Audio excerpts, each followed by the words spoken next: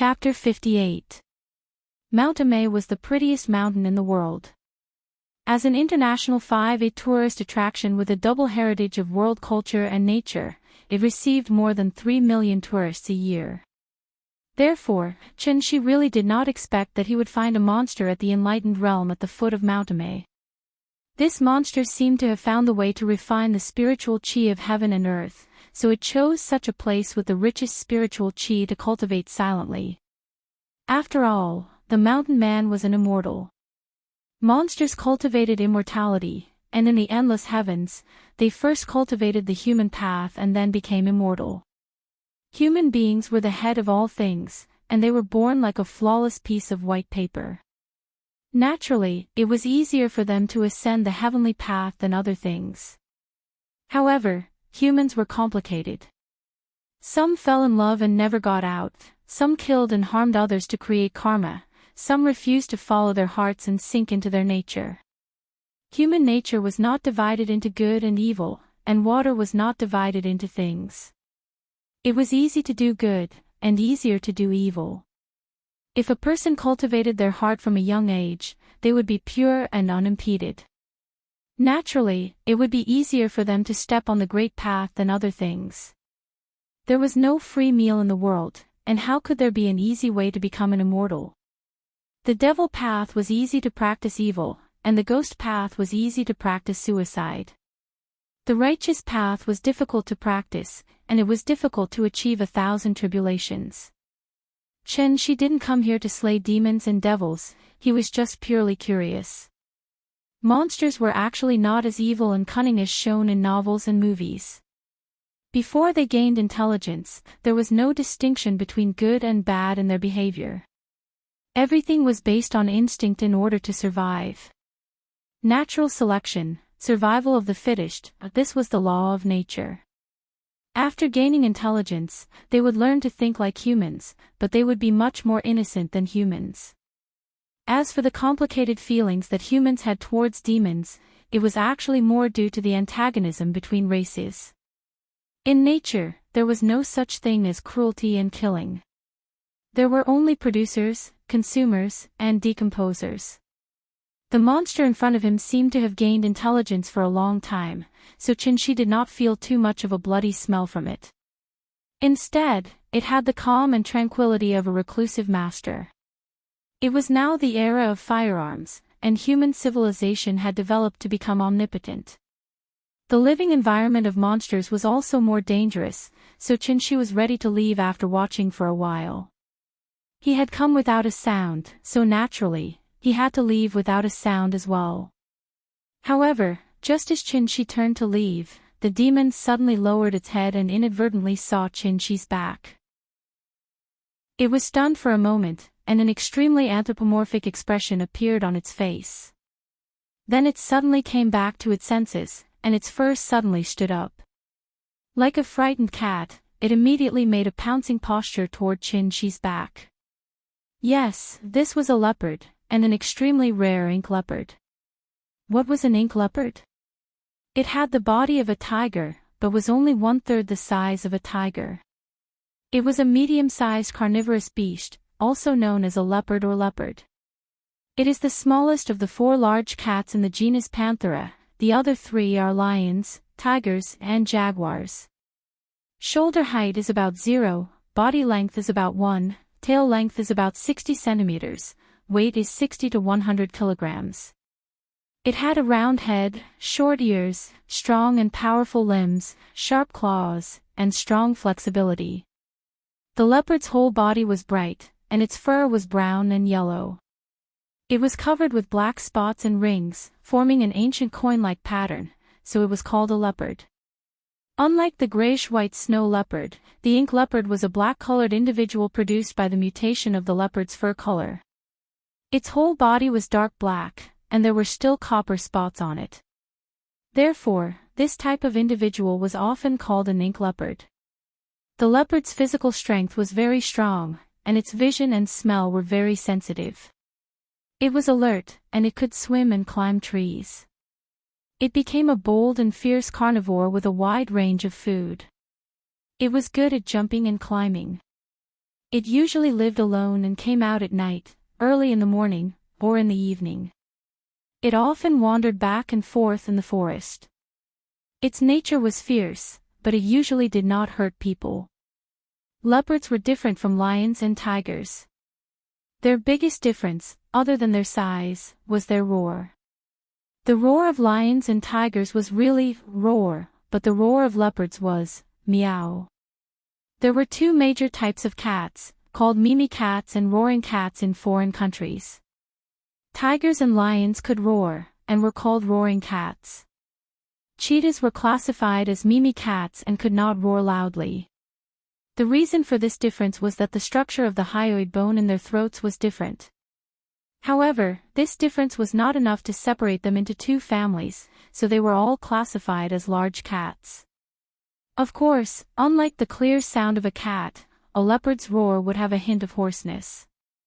Leopards and cats were the same. Their eyes had night vision, so even if Chin-Chi's figure was covered by the shadows of the forest, this ink leopard was still sharp enough to notice him. As an intelligent wild beast, the ink leopard's intelligence was not inferior to that of a human's. Therefore, it was very clear that if this person was allowed to return alive, then there would definitely be groups of search teams coming to look for it the next day. And it would once again embark on the path of finding a habitat. Therefore, almost without any hesitation, the ink leopard's muscles tightened, and then it suddenly pounced. Its body was like an eagle pecking at food, and it flew off the giant rock at an extremely fast speed, directly pouncing on Chin-Chi's back. However, just as it was about to pounce on the human figure, a hand strangely appeared in front of its eyes. The ink leopard was shocked.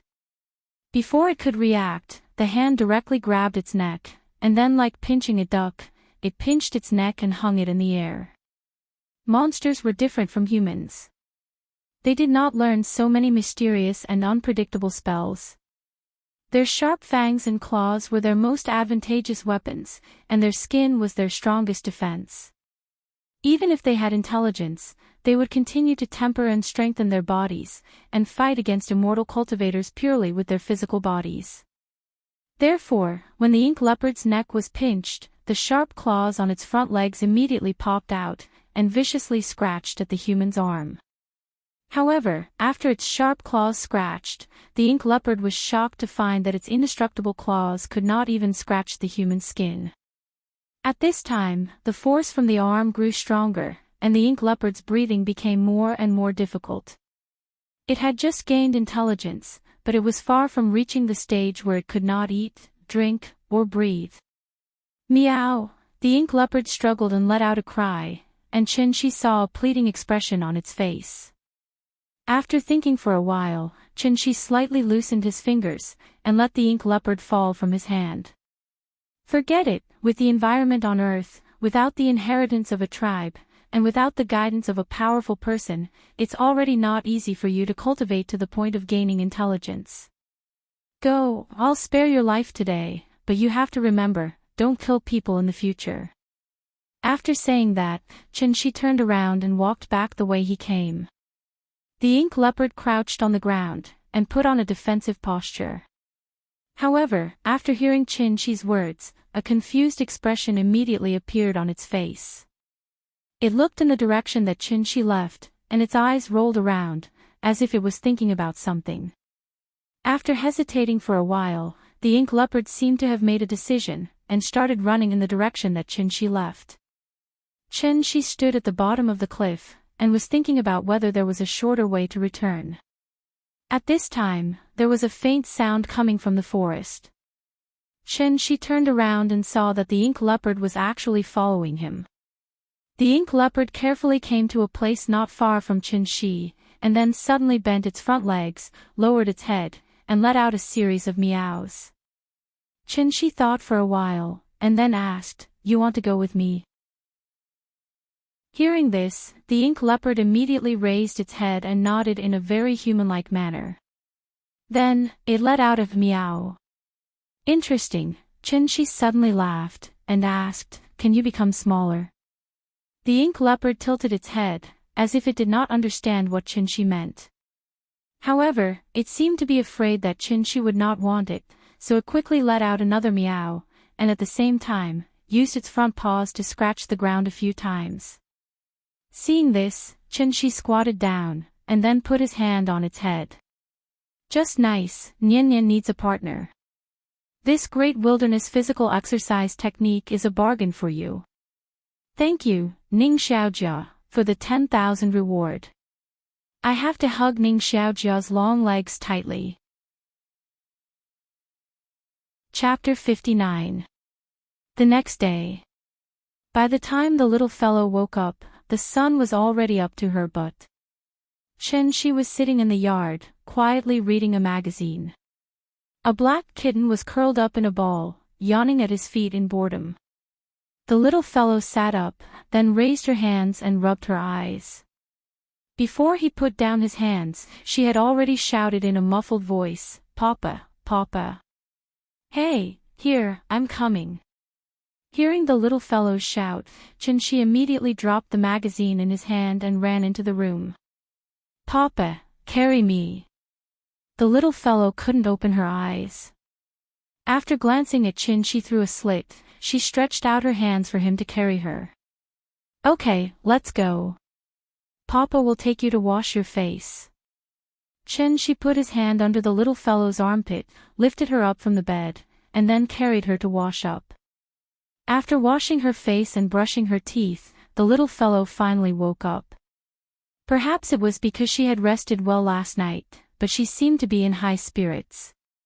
Before Chenxi had time to wash her face for the second time, the little fellow had run out of the bathroom excitedly. "I'm going to climb the mountain."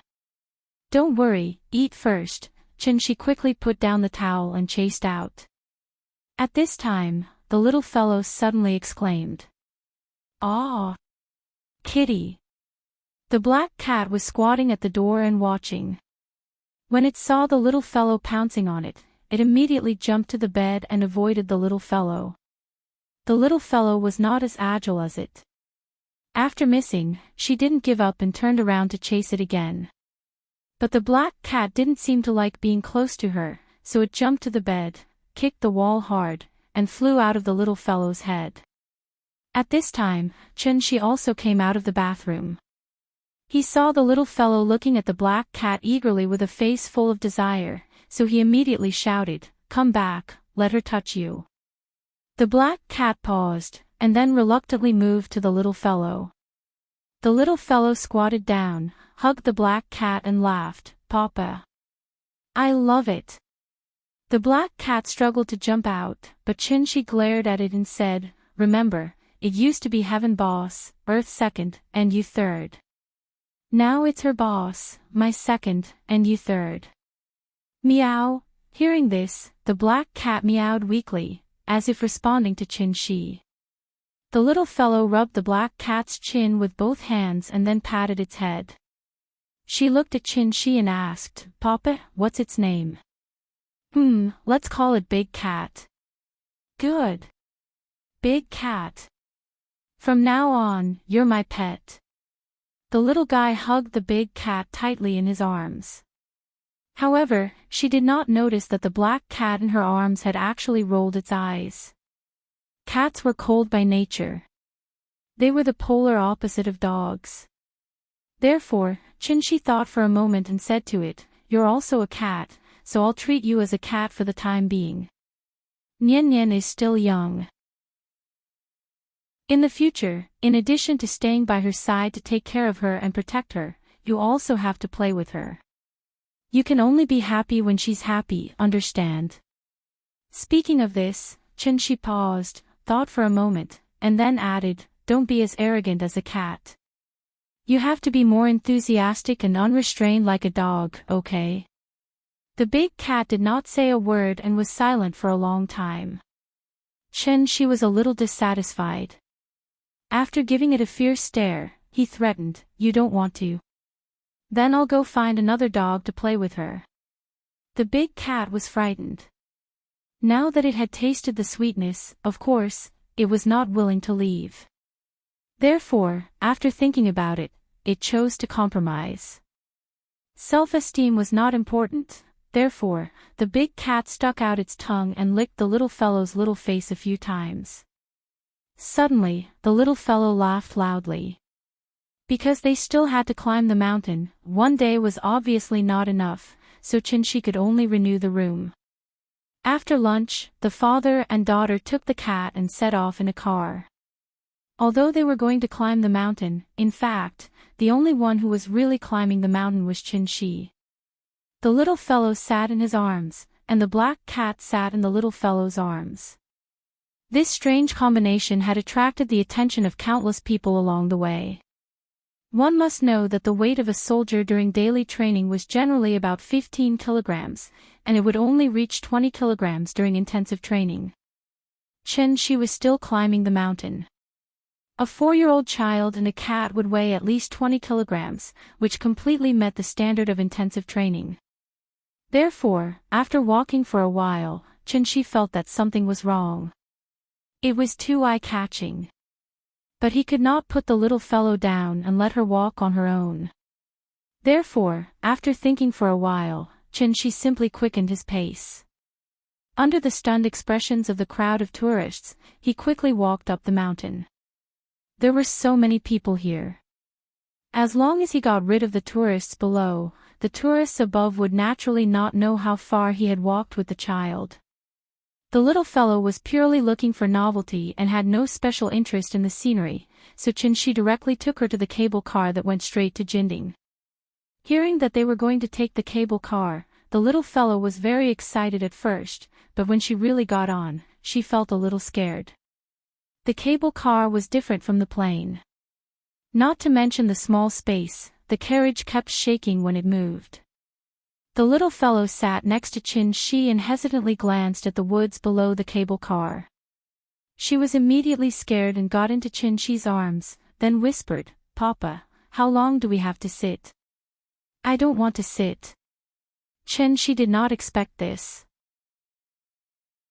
He had always thought that the little fellow was not afraid of heights, so he quickly held the little fellow tightly in his arms and softly comforted her. "Good girl, don't be afraid. If you are so afraid of heights, then Papa can't take you to play in the sky in the future."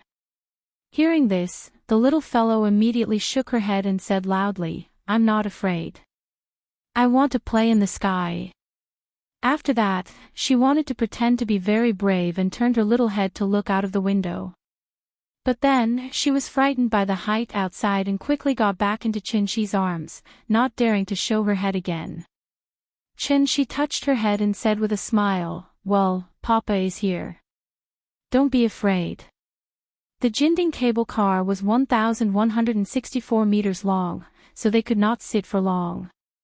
After getting off the cable car, the little fellow's interest was obviously reduced a lot. Obviously, she had a psychological shadow.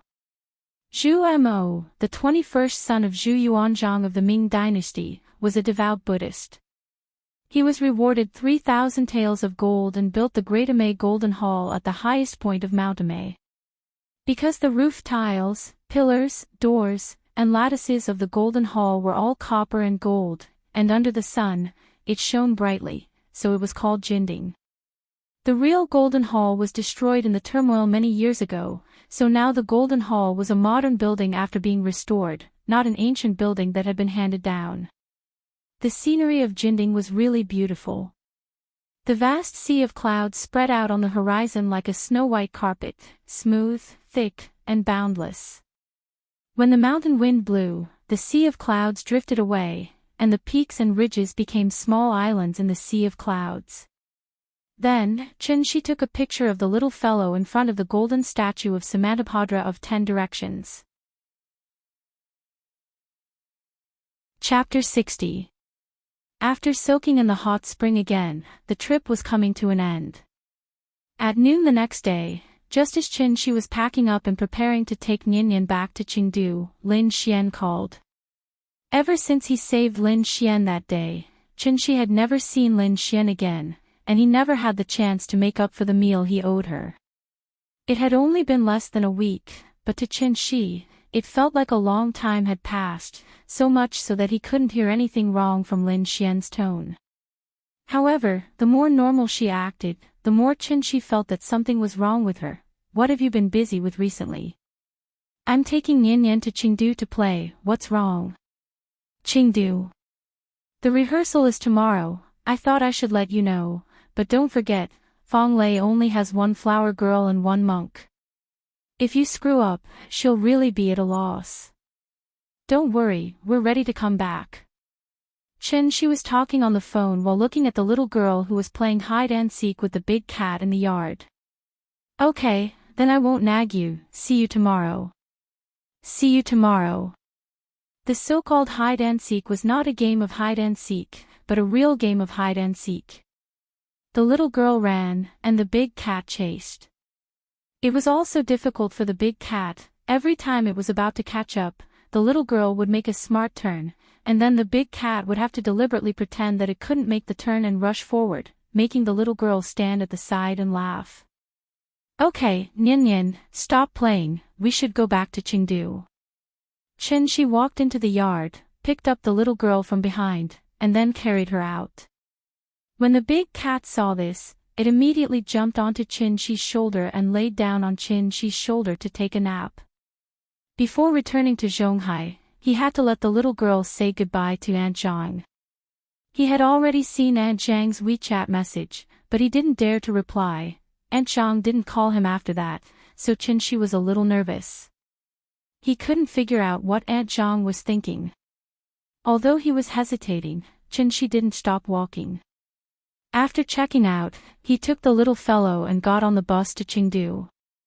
Everything would have to wait until she met Aunt Zhang. To be honest, Qinshi didn't really want to meet Aunt Zhang at this time, but for the sake of the little one, he had to brace himself and make the trip. When he returned to Chengdu, it was only 2 in the afternoon, so Qinshi booked a plane ticket online. In order not to return home too late, he booked the plane ticket for 7:20 p.m. And this time, he bought a first-class ticket. He still had more than 100,000 yuan in his card, so in order to make the little girl happy, he wouldn't hesitate to spend money at all. However, after buying the plane ticket, Qinshi seemed to have thought of something. He frowned and glanced at the big cat in the little girl's arms. Pets couldn't board the plane, and the first thing to do was to get a quarantine certificate. Then, it would be placed in a pet air box for random transportation. Thinking about it, it was troublesome, so Qinshi glanced at the big cat, thinking that since it was so smart, it should have a way to sneak through the security check. As long as it could pass the security check, he could put it in his travel bag and bring it on the plane. After leaving the station, Qinshi took a taxi with the little girl and the big cat to number 262 Courtyard on Wuhe Temple Street. Today was Thursday, so Xia Pinglin and Kai Shuqin were not at home.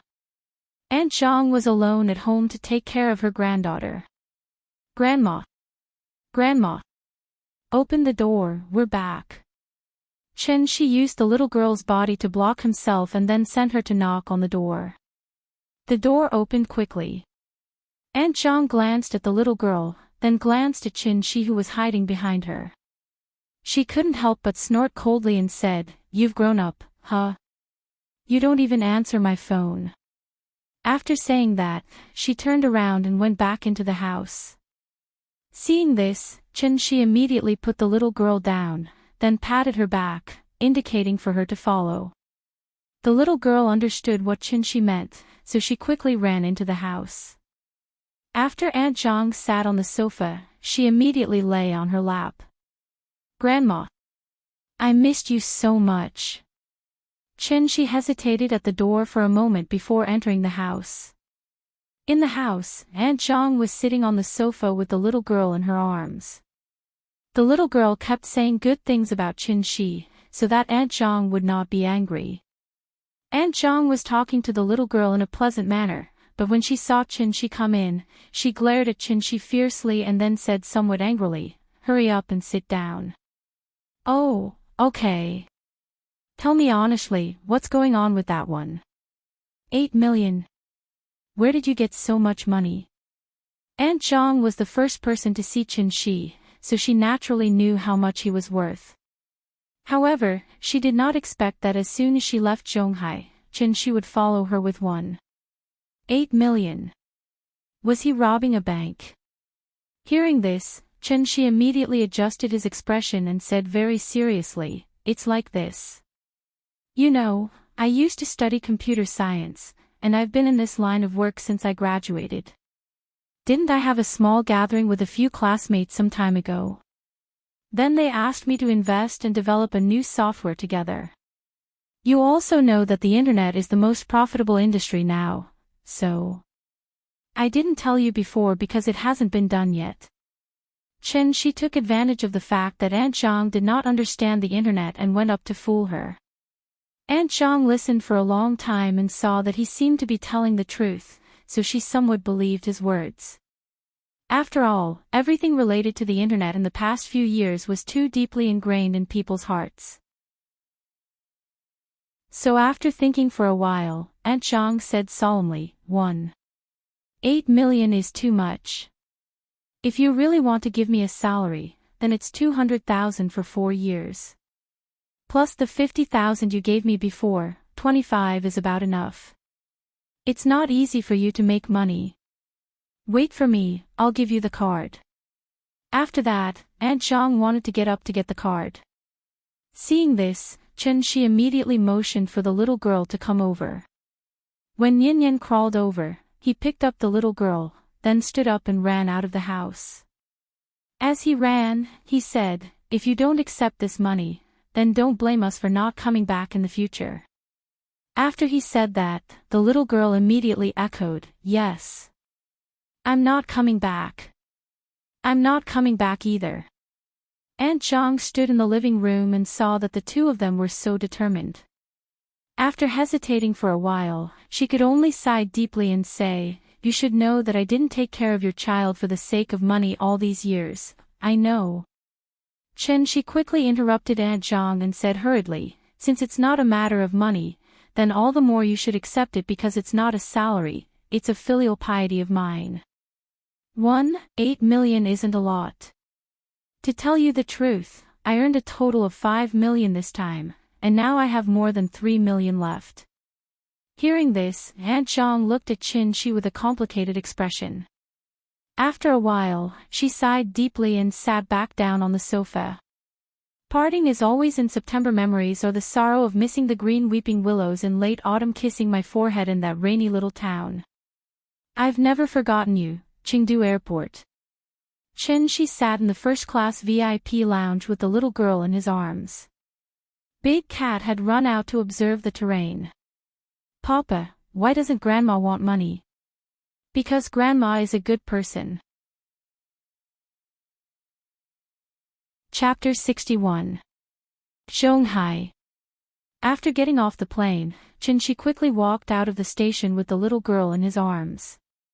The big cat was probably feeling a little uncomfortable because it kept struggling in the bag.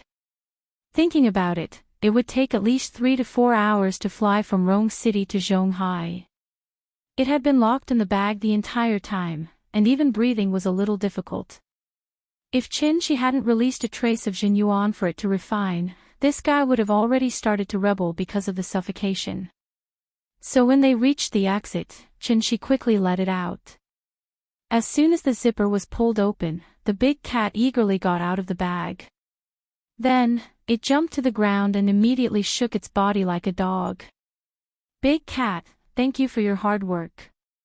The little girl held the big cat in her arms, and the big cat looked around curiously. At this time, a familiar voice suddenly sounded. "Mr. Chen, you're back." She looked in the direction of the voice and saw Ning Zhonghua suddenly coming out of the car next to him. He couldn't help but ask with some doubts, "Mr. Ning, what a coincidence."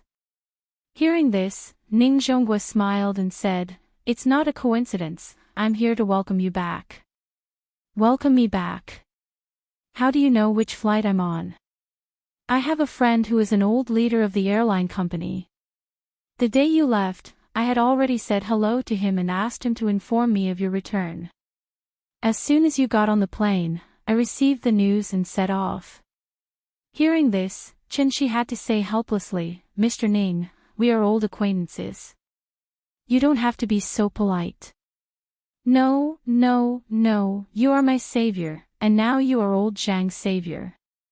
If you have any needs, of course I should be at your service. What kind of need is taking a taxi? Chen Shi was a little speechless. But since Ning Zhongguo was here, of course, he couldn't refuse his kindness, so he got into Ning Zhongguo's car at his invitation. In fact, how could Chen Shi not know what Ning Zhongguo was thinking? However, this wasn't a bad thing for Chen Shi, so he naturally wouldn't reject people from thousands of miles away. After getting in the car, Chen Shi asked about Zhang Jia's recent situation. Ning Zhongguo immediately explained, "Thanks to you, old Zhang has recovered. However, maybe he still can't accept this fact in his heart, so he has been locking himself up at home. I went to visit him a few times, but I was refused at the door. Now, I can only pray that he can walk out of the shadow soon." At this point, Ning Zhongguo couldn't help but let out a long sigh. He lamented, "I didn't expect that his illness was actually caused by Ziyuan. I don't know where that brat learned this crooked method. He actually used it on his own father. He's really a villain. It's really scary. How is Zhang Ziyuan now? Old Zhang and him are father and son after all." Naturally, he couldn't take his life, so in the end, he gave him a sum of money and sent him abroad, never to let him come back. Unfortunate family. Hearing this, Chen Shi was also quite emotional. Then, he looked down at the little guy in his arms, and his understanding of education was much deeper in his heart. The car soon arrived at Kangju district. After Ning Zhongguo and Chen Shi exchanged a few polite words, Ning Zhongguo decisively ordered the driver to drive away. This made Chen Shi a little confused. He thought that Ning Zhongguo would make some request, but he didn't expect that Ning Zhongguo didn't say anything in the end. Could it be that he really came all the way here just to welcome me back? Is this necessary? Chen Shi thought as he walked into the district with the little guy in his arms. When they returned home, Chen Shi put the little guy on the ground and prepared to change his shoes. At this time, the little guy raised the big cat in front of her and said to it solemnly, "Big cat, look, we are home. This will be your home in the future." After that, she ran into the living room with the big cat in her arms, and then directly turned on the TV to look for cartoons. "Big cat, I'll treat you to cartoons." Meow. The next day. Because there was a rehearsal in the afternoon and the wedding tomorrow, Chen Shi extended the little guy's vacation to the day after tomorrow. After breakfast, Chen Shi was still washing the dishes. The little guy ran over with the big cat in her arms, and then said happily, "Papa, I want to take the big cat out to play." Where do you want to play?" "In the yard." "Oh, okay, wait for me, I'll go with you." Chen Shi nodded. When he was about to put the washed dishes into the cupboard, the little guy secretly smiled, turned around, and ran to the door with the big cat in her arms. "Hey, don't run." Chen Shi took the bowl and quickly chased out of the kitchen. But the little guy didn't listen at all. She ran to the door, and then tiptoed to open the door. Seeing this, Chen Shi couldn't stop her, so he had to shout to the big cat, "Big cat, look after her, don't let her out of the community." With the big cat accompanying her, the little guy shouldn't have any problems in the community, so Chen Shi was not in a hurry. He was going to tidy up the kitchen and then go out to play with her. Although the child was still young, he had to give her some freedom, didn't he? But then again, Nian used to be very obedient and never ran out by herself. But the big cat had only been here for less than a day, and Nian already dared to run out alone with it. Could it be that she was led astray by the big cat? As Chen Shi washed the dishes, he wondered if he should warn the big cat. Although the big cat's intelligence was high, it was still a beast after all.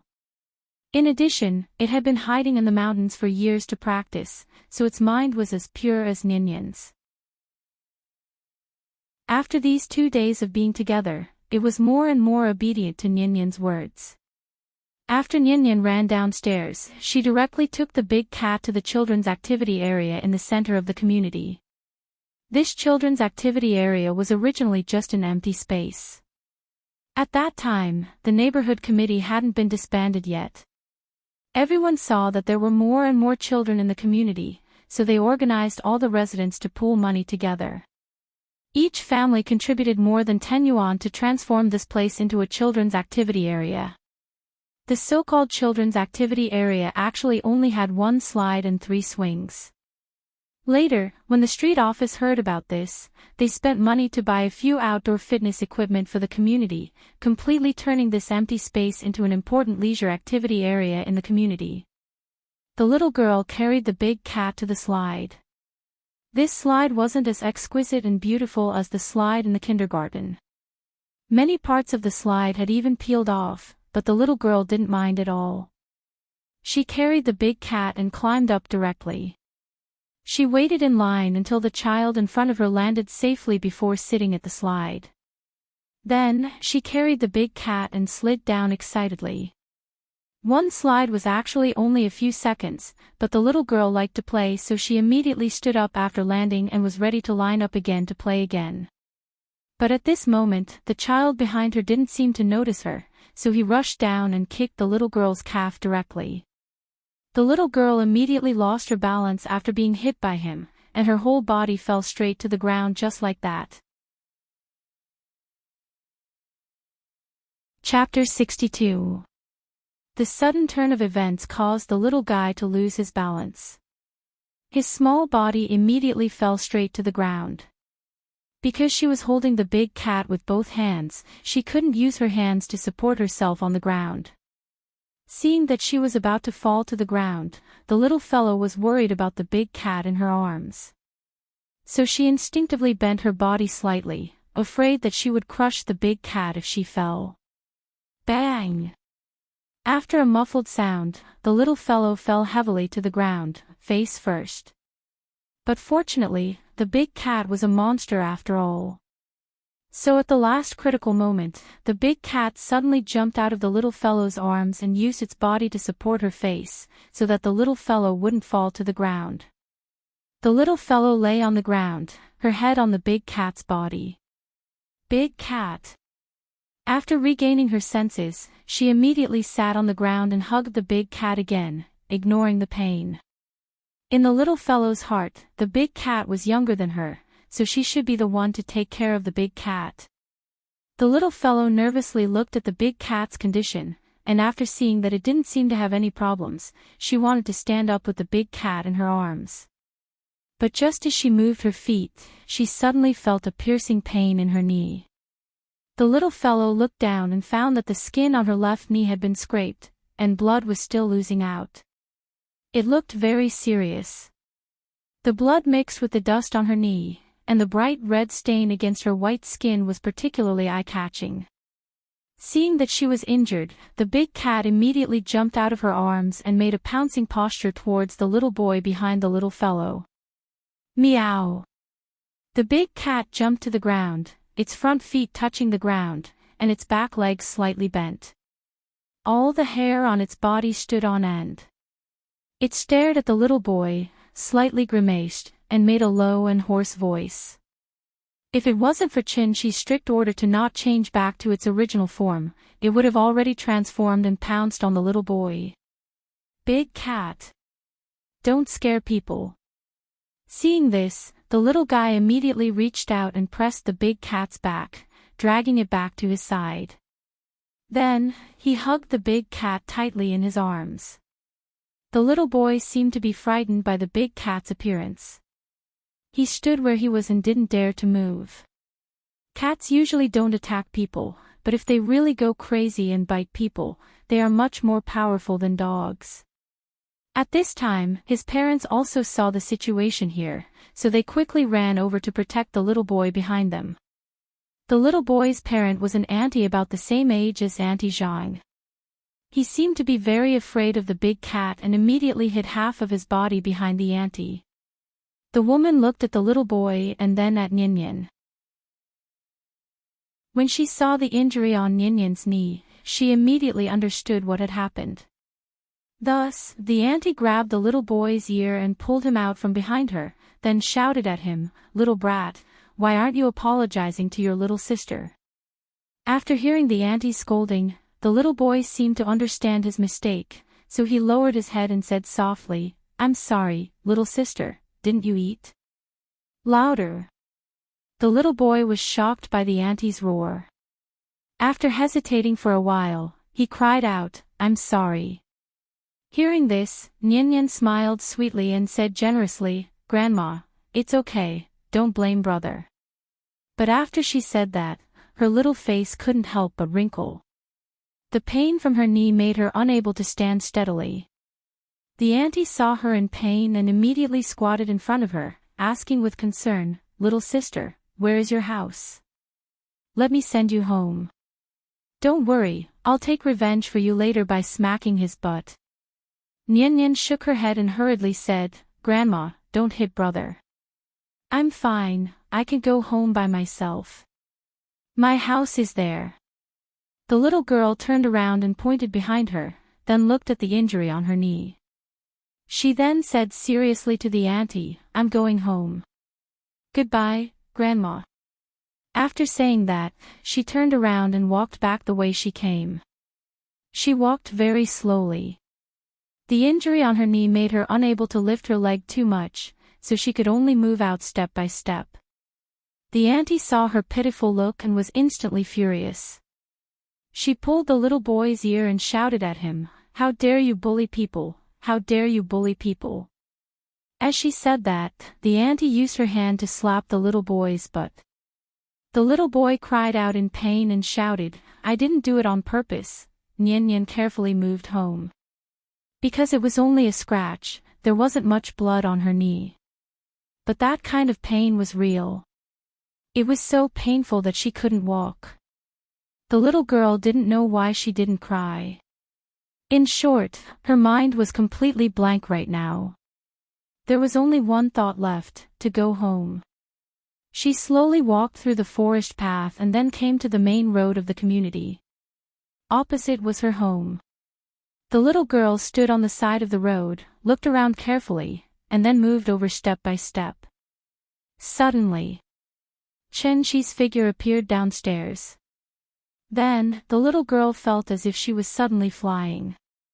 The scene in front of her was like a TV series that was fast-forwarded, switching quickly, and her ears were full of whistling sounds.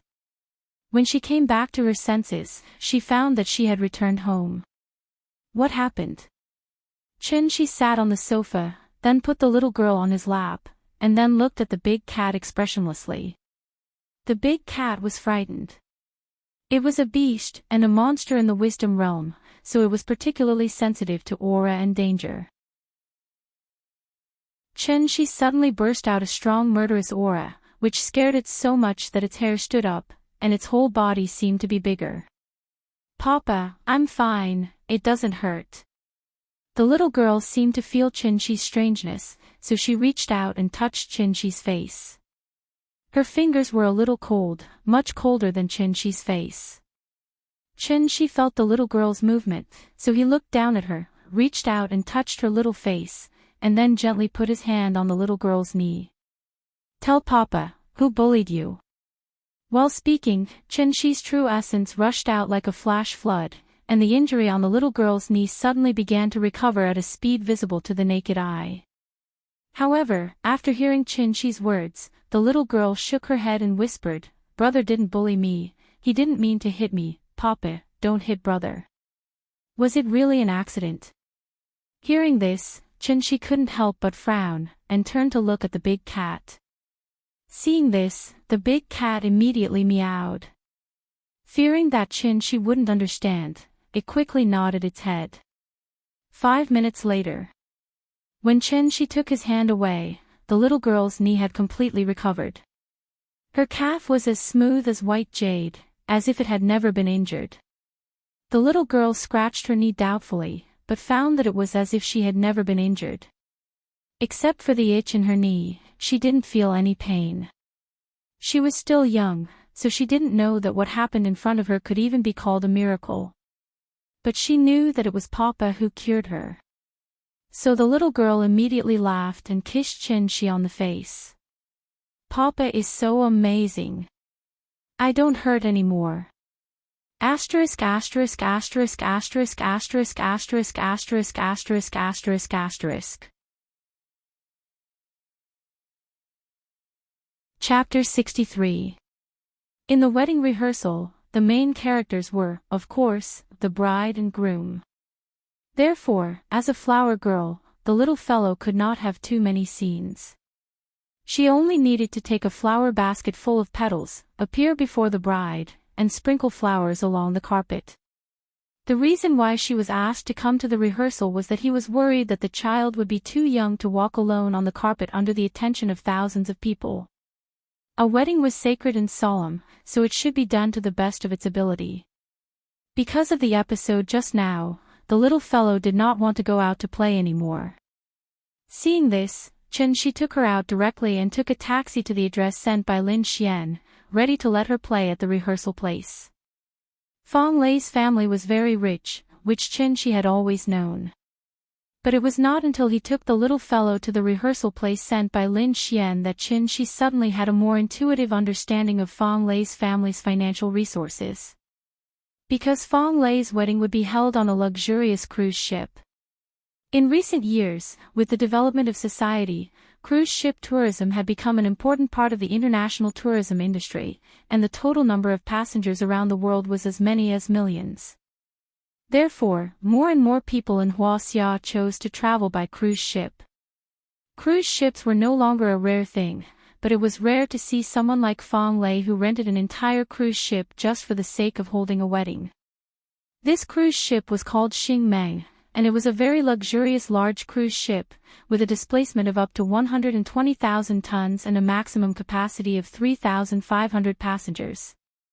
Xingmeng had only been out of the factory for a short time, so compared with some cruise ships around the dock that had been in service for more than 10 or 20 years, it was particularly eye-catching and even exuded a fascinating sense of science fiction. Papa, this ship is so big, even bigger than the Buddha. Chen-Shi stood on the dock with the little fellow in his arms. The little fellow looked up at the giant cruise ship in front of her, and could not help but open her mouth slightly and let out such a sigh. Hearing this, Chen-Shi rubbed her little head and said, "The ship is one by one, not one by one, remember?" "Oh, I remember." The little girl nodded blankly, then pointed at the cruise ship and shouted, "Papa, I want to go up and play. I want to take a big ship." "Don't worry, we can only go up when Big Sister comes to pick us up." So, Chen-Shi hid in the shadow of the cruise ship with the little girl in his arms. While telling her a story, he quietly waited for Lin Xian to arrive. It was now afternoon, and the salty sea breeze wrapped around the warm sunlight, making everything around them seem so peaceful. On the pier, the sound of crashing waves could be heard again and again. It was like pleasant music, making people feel comfortable. The big cat jumped out of the little guy's arms and ran to a stone pillar where it could bask in the sun and lay down. Looking at its lazy expression, it looked more and more like a real cat. After a while, Lin Xian appeared at the stairs of the cruise ship with a phone in her hand. She looked down, then waved to Chen-Shi and his daughter and shouted, "Chen-Shi, come here." After the previous few contacts, the little fellow had completely forgotten the unpleasant incident when she first met Lin Xian. So when Chen-Shi came to Lin Xian with her in his arms, the little fellow took the initiative to call out to Lin Xian sweetly, "Big sister. Nian Nian is so good. Come and let Big sister hug you, okay?" "Okay." The little fellow reached out and then moved from Chen-Shi's arms to Lin Xian's. At this time, the big cat, who was squatting on the stone pillar, also saw the situation here, so it quickly jumped down from the stone pillar, turned into a black shadow, and jumped on Chen-Shi's shoulder in an instant. "Oh, you have a pet." Lin Xian glanced at the big cat that suddenly appeared, and was immediately attracted by its obedience, so she reached out and touched the big cat's head. The big cat narrowed its eyes slightly, and after Lin Xian took her hand away, it softly meowed, as if it was greeting Lin Xian. Didn't they say that children can't have pets at home? There seems to be such a saying, but the big cat is different from other pets. It likes to be clean. Chen Shi explained with a smile. Lin Xian didn't understand this, so she didn't ask anymore. Star Dream was very big, and Fong Lei's wedding would be held on the top deck, so Lin Xian took Chen Shi straight to the top deck. In order to have a perfect wedding, Fong Lei had signed a contract with the China Ocean Group as early as half a year ago, booking Star Dream for 3 days. Star Dream had a total of 1751 cabins, 26 elevators, and 18 decks, 14 of which were available for tourists to move around. The ship was so big, so of course, it had a lot of supporting facilities. For main restaurants, 2 special restaurants, and 21 bars were just the basic facilities. In addition, there was a bowling alley, a sports field, a swimming pool, a spa, and a children's park. It really had everything, and it was very luxurious.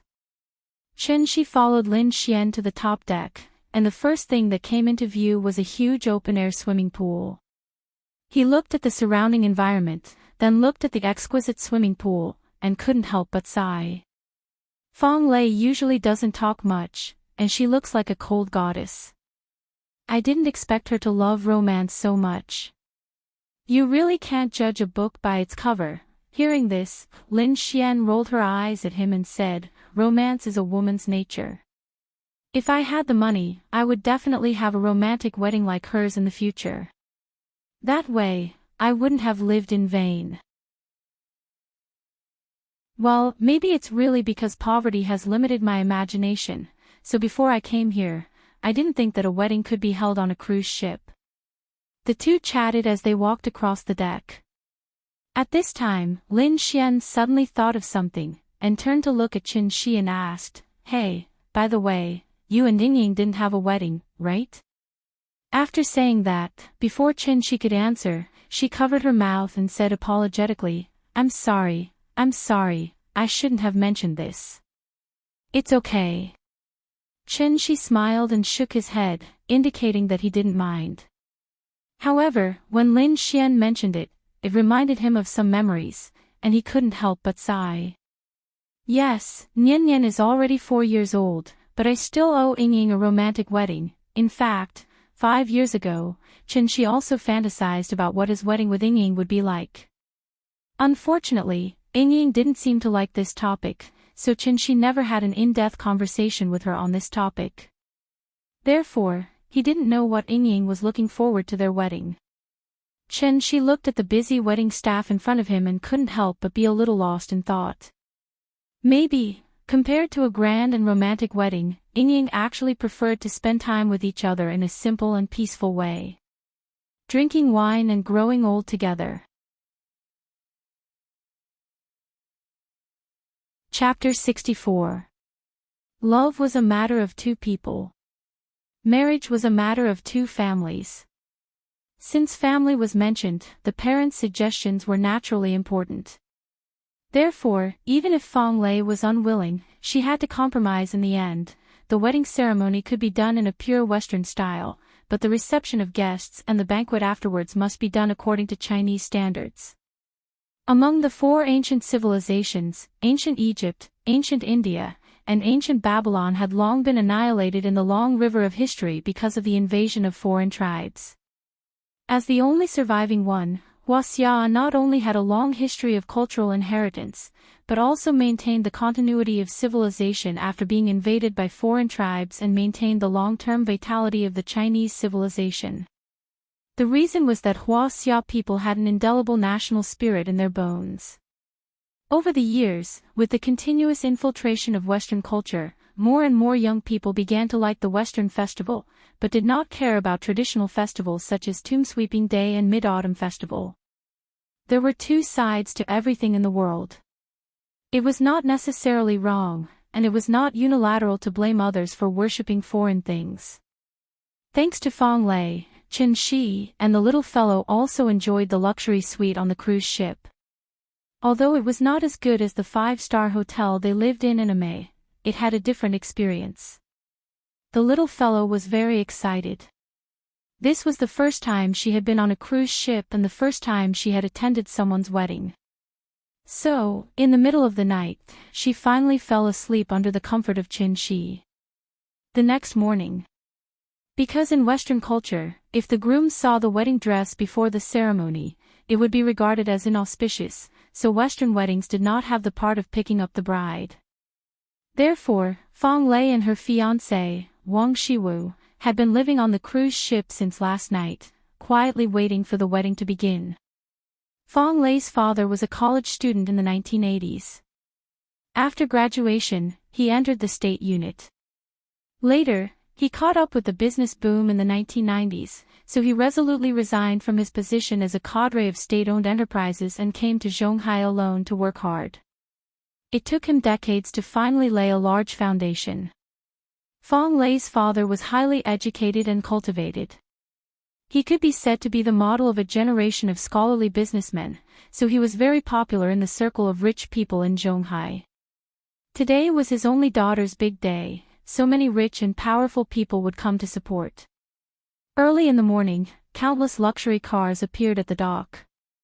Father Fang and Mother Fang both felt that the Western style was not desirable, so no matter how much Fang Lei complained, they were not moved. Instead, they changed into brand new formal attire early in the morning and stood at the dock to personally welcome every guest. When an ordinary family got married, they would usually arrange 30 to 40 tables. Some families would arrange 80 to 100 tables. However, for a wealthy family like the Fang family, who had a wide network of connections and friends all over the world, there would naturally be more guests. Due to the limited number of seats on the top deck, not everyone could get an invitation of the highest standard and go to the top deck to watch the ceremony. As for the guests who were unable to go to the top floor, they were arranged to stay on the lower deck and watch the live broadcast through the big screen. Guests arrived at the cruise ship one after another at 9 o'clock in the morning. Fang Qiu's father welcomed every guest with a smile. Suddenly, his assistant ran to his side and whispered to him, "Mr. Fang, the two Mr. Nings from the Ocean Group are here." "Oh? Old Ning is here too. Wasn't he in poor health recently?" Fang Qiu's father was a little surprised. He quickly looked in the direction his assistant was pointing and saw Ning Zhonghua in the crowd. Therefore, he immediately walked out from behind the reception area and laughed. "Old Ning, what a rare guest. Let's have a few drinks later." As he spoke, he walked up to Ning Zhonghua and gave him a warm hug. Some of the guests around did not know Ning Zhonghua, but after seeing Fang Qiu's father's action, they immediately paid attention and secretly observed Ning Zhonghua, wanting to remember him firmly in their hearts. After the hug, Ning Zhonghua immediately said with a smile, "Old Fang, you're treating me as an outsider. Your precious daughter is getting married, so of course I have to come and support her. Hey, I heard that you were hospitalized some time ago, right? How are you? Are you feeling better?" "I'm fine. I'm in good health now." Fang Qiu's father and Ning Zhonghua exchanged a few polite words, then his eyes fell on Ning Qiudong. "Oh, Qiudong has become prettier again. When are you going to invite me to the wedding?"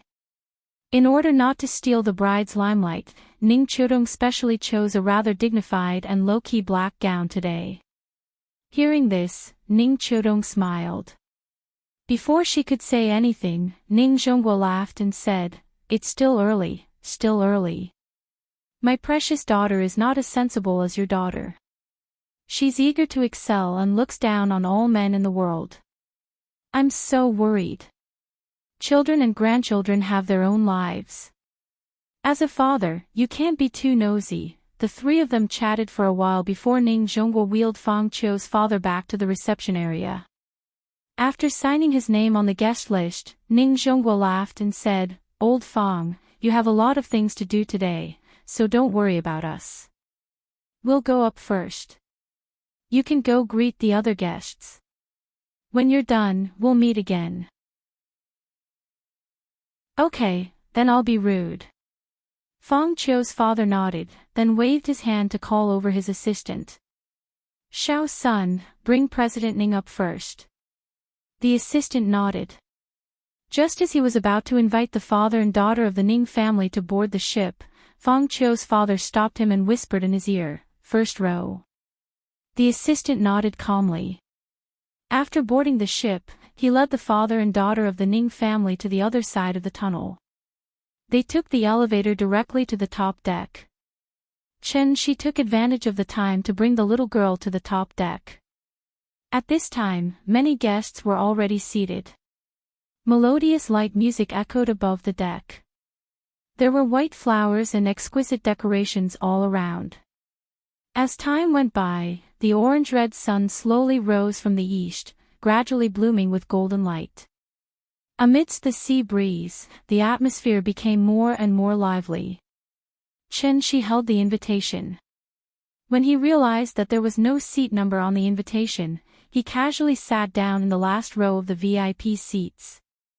After sitting down, the little guy immediately began to move restlessly from left to right. She was so excited. Sister said that when the wedding was about to start, she could go backstage and change into a beautiful white gown. Why didn't she let her change in advance? In fact, it was because Lin Xian was worried that she would dirty the gown, so she didn't give the gown to the little girl. Lin Xian was Fang Lei's main bridesmaid. As Wang Lu was already married, she was not a bridesmaid. Chen Shi looked around. Suddenly, he saw a familiar face in the crowd. Li Xiuwen. At this time, Li Xiuwen also noticed Chen Shi. He seemed a little surprised to see Chen Shi here. However, out of courtesy, he took the initiative to nod at Chen Shi. Seeing this, Chen Shi nodded back at him. However, at this time, Li Xiuwen suddenly froze. Because he remembered something. Therefore, after hesitating for a while, Li Xiuwen immediately walked toward Chen Shi. "Mr. Chen, how are you? Asterisk asterisk asterisk asterisk asterisk asterisk asterisk asterisk asterisk asterisk Thank you to Big Boss, still playing, for the 34,500 reward. Old man, don't rush me to update, I'm already crying, I'm sincerely recommending something good to you guys. I read it every day anyway. The microtheater allows you to watch the complete version of Steel Alchemist in 2 hours. Not only does it save time, but it also allows you to fully understand the plot and essence of the manga. It's highly recommended. I've watched this anime many years ago, but I've almost forgotten it. It's a masterpiece with 0 negative reviews. In addition, he has commentaries for classic animes such as Fate, The Holy Grail War, and Eva. It allows people like me who want to watch anime, but find it too long and wordy, to quickly understand the plot. Other than anime, there are also commentaries for classic movies and TV series. Chapter 65. How have you been? Chen Shi nodded in response. To be honest, he was not familiar with Li Xiuwen. And that night at Sally's restaurant, he even injured Zhao Yuan in front of Li Xiuwen. Regardless of whether Zhao Yuan was familiar with Li Xiuwen or not, at least Zhao Yuan was called by Li Xiuwen. Therefore, when Chen Shi injured Zhao Yuan, it was already disrespectful to Li Xiuwen. Therefore, Chen Shi did not think that Li Xiuwen would have a good impression of him. However, after the two met, Li Xiuwen's reaction was somewhat out of his expectations. What's Mr. Chen been busy with recently? After greeting Chen Shi, Li Xiuwen sat beside Chen Shi and asked with a smile. Taking care of the child. After saying that, Chen Shi rubbed the little one's head. His behavior immediately made the little one unhappy. She quickly reached out and patted Chen Shi's hand. Then, she gently covered her hair with both hands and said in a coquettish voice, "Papa, you're so annoying. Don't touch my hair." The little one's hairstyle today was not simple. Chen Shi woke up early in the morning and followed the steps on the internet step by step to make her a flower girl hairstyle. It was very complicated, but it really looked good, so the little one liked it very much. Really? Ha! Li Xiaowen could not help but laugh dryly. He had already seen Qin Shi's information from Zhao Yuan, but his intuition told him that Qin Shi was not simple. If he was really as simple as the information described, how could he explain the blank 5 years in between? It was very rare in today's society for a person to mysteriously lose 5 years' worth of information and not be able to find anything. It was also because of this that when Zhao Yuan wanted to seek revenge on Qin Shi, he was not optimistic about Zhao Yuan and even wanted to advise Zhao Yuan not to pursue the matter anymore. Unfortunately, Zhao Yuan wanted to hurt Lin Xian, and because of this, he angered Li Xiaowen. The two parted on bad terms, so Li Xiaowen did not know whether Zhao Yuan had sought revenge on Qin Shi or not. Following this period of investigation, Li Xiaowen realized that things were getting more and more complicated. Because Zhao Yuan had gone missing. The day after the two of them met, she disappeared. Even the Zhao family did not know where Zhao Yuan had gone.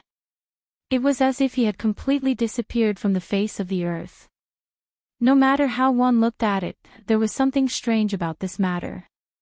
Hence, the moment Li Xiaowen saw Qin Shi, he could no longer suppress the doubts in his heart.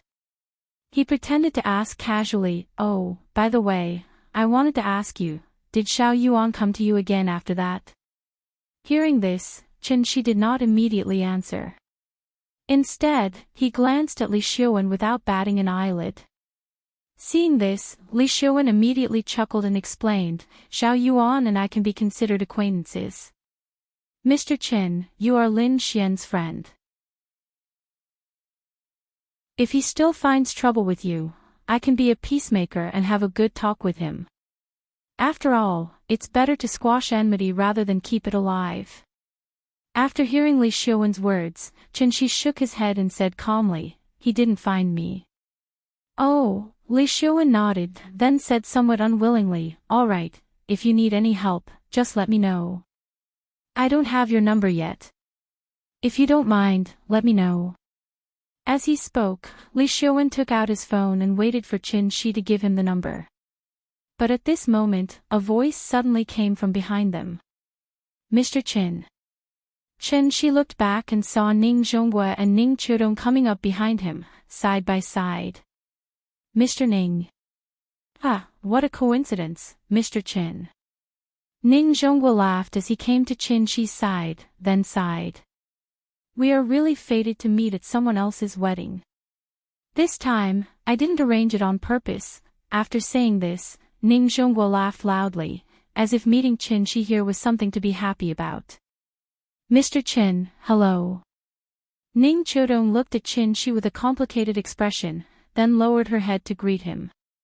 She had already heard about Zhang Jiada from Ning Zhonghua, so she truly understood how powerful Qin Shi was.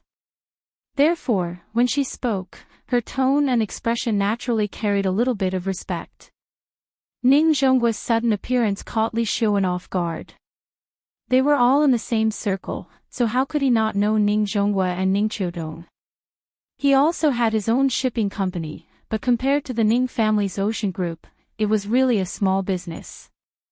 Many of his company's orders were even leftovers from the ocean shipping group, and then they were casually outsourced to him. "Uncle Ning, Sister Ning, hello." After Ning Chudong and Qin Shi finished talking, Li Xiaowen quickly stood up and chose a very suitable time to appear in front of Ning Zhonghua. Ning Zhonghua seemed to have seen Li Xiaowen at this time. He turned his head and laughed. "Oh. It's Xiaowen. Where's your dad? Why don't I see him? My dad is still abroad, so I can only come on his behalf today." Oh, okay." Ning Zhonghua nodded, as if he had no intention of talking to him in depth. Seeing this, Li Xiaowen could not help but feel anxious. Although the ocean shipping group had been handed over to Ning Chudong, Ning Zhonggua's words still had a decisive effect. In fact, Li Xiaowen's relationship with the Ning family was quite deep. The reason why he was named as one of the top 10 youths in Zhonghai was mainly because of his shipping company. This company was built by him, and the reason why it developed so quickly was because of Ning Zhonggua's help. A small company with no qualifications, in just a few years, through the outsourcing of the Ocean Shipping Group, became one of the top 10 shipping companies in Zhonghai. What did it rely on? It relied on face. It was his dad's face. Ning Chodong looked down on Li Xiuwen, because she felt that this person lived too superficially. Although they were all rich second-generation heirs living in the shadow of their fathers, Ning Chodong could take charge of the entire Ocean Shipping Group on her own. Li Xiuwen, on the other hand, only knew how to deal with the media in his empty company, busy with magazines and newspapers, and promote his name as one of the top 10 youths in Zhonghai. His so-called projects were, in fact, all obtained through connections.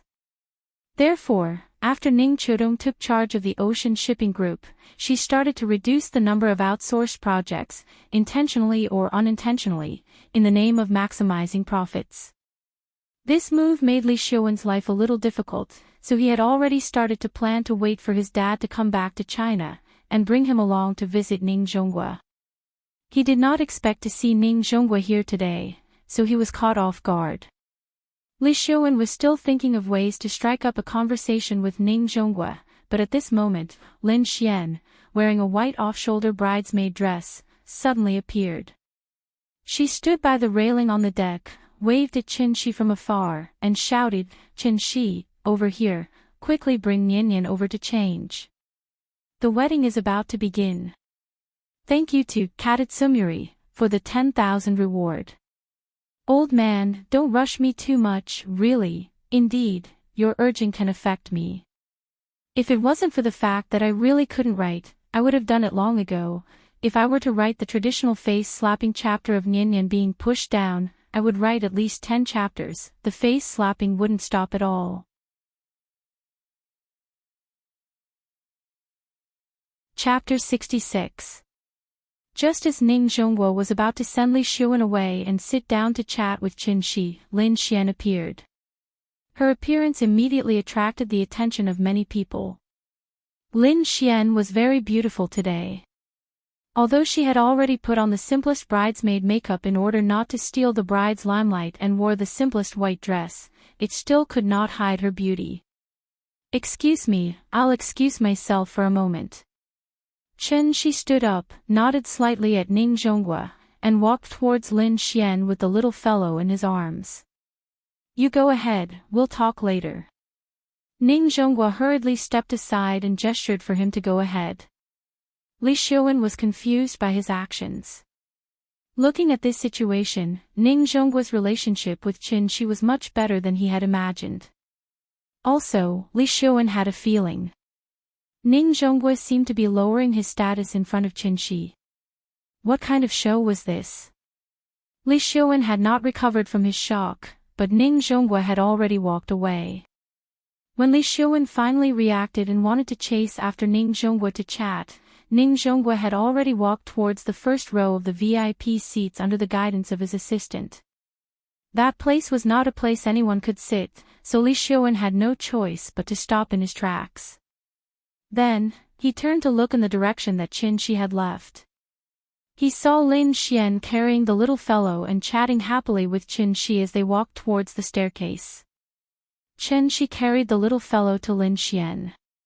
After sizing her up, he teased, "You're so beautiful today, don't steal the bride's limelight." Hearing this, Lin Xian could not help but spit at Qin Shi. Her face was a little red, and her tone was a little shy. She complained, "Don't talk nonsense, there's only one main character today, I'm not as pretty as her." Although that was what she said, Lin Xian felt that Qin Shi's words made sense, so she decided to touch up her makeup later. For example, she would make her nose shorter and her skin tone darker. This was what a bridesmaid should do. "Sister, hug." This was the first time the little fellow had asked her to hug him, so Lin Xian was stunned for a moment, and then quickly took the little fellow from Qin Shi's arms. After she hugged the little fellow immediately wrapped his arms around her neck and leaned his head on her snow-white shoulders. The reason why the little girl was so enthusiastic was actually not because of the little dress that belonged to her. Girls liked beautiful things, even children were no exception. Was not an exception. So after wearing it once yesterday, the little fellow was completely mesmerized. Because Lin Xian was dressed as the main bridesmaid, when the guests saw her, they would stand to the side and make way for her. At the same time, they would smile and nod at her.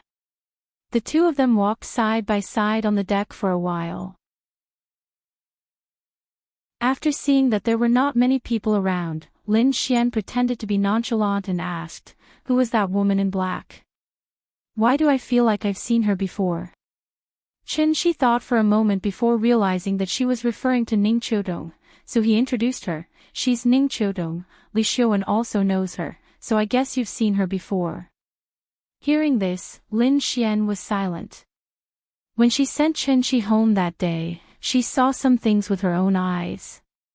In order to see the woman's face clearly, Lin Xian especially waited until the woman left before leaving.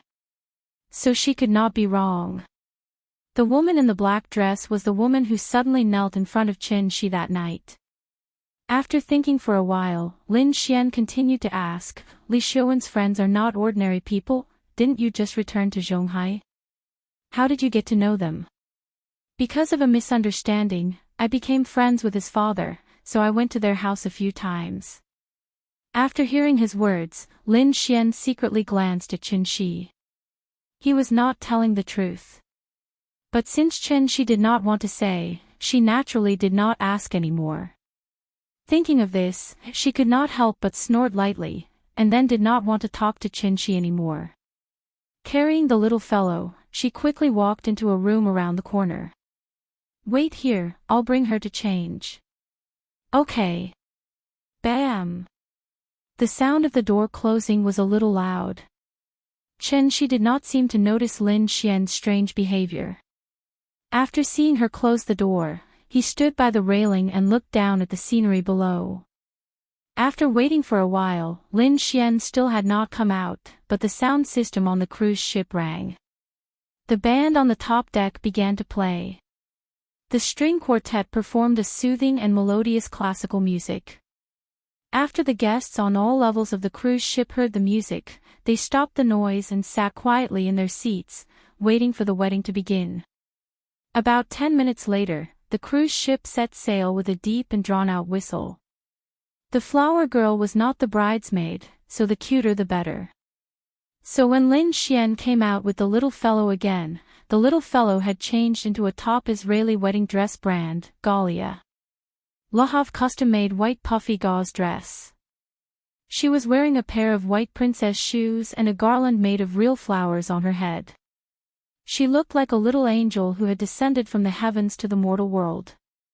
"Nian Nian is so cute. Come, let daddy kiss you." Seeing his daughter's cute little face, Chen Shi was suddenly overjoyed and quickly stepped forward to kiss her. However, the little fellow was now proud. Before Chen Shi's mouth could get close to her, the little fellow pressed her forehead and pushed him away. She pouted and said with disgust, "No. Papa is annoying. You'll dirty me." After that, she buried her head in Lin Xian's shoulder again. Chen Shi was a little speechless. He was actually disliked by his baby daughter. "Stop it, the wedding is about to begin. Go back and sit down. I have to take Nian Nian to find Lei Lei. See you later." After that, Lin Xian took the little fellow to Fang Lei's room. Seeing this, Chen Shi could only shrug helplessly and then walk toward the deck. The deck was packed with people, and the VIP seats had long been filled. Many children did not want to watch the broadcast, so they did not listen to the adults at all and ran to the top deck to see the live scene. Since they were guests, it was naturally impossible to chase them out of the top deck, so there were more and more people on the top deck. Chen Shi didn't like to join in the crowd, but in order to take a few beautiful photos of the little girl as a souvenir, he had to apologize while trying his best to squeeze into the crowd. It wasn't until he stepped on the red carpet that he finally stopped. The red carpet crossed the entire deck. On one side was the flower arch of the wedding stage, and on the other side was the passage for the bride and groom. Suddenly, the music stopped. Then, a wedding officiant dressed as a priest slowly stepped on the red carpet and walked toward the wedding stage. After the priest finished his speech, the music started again. But this time, it was the wedding march that was playing. The groom, Wang Shiwu, slowly appeared at the end of the passage under the priest's introduction. After the groom stood on the stage, the best man and the bridesmaid walked up the passage one by one. After the best man and bridesmaid were in place, Chen Shi finally perked up. Because the little fellow was going to appear. Others' focus was on the bride and groom, but his focus was all on the flower girl. If he could, he would probably laugh out loud without hesitation. That's my daughter. This was the pride of a father. Thank you to Mosafanzi for the 10,000 reward. The first group number of this book, 511793123.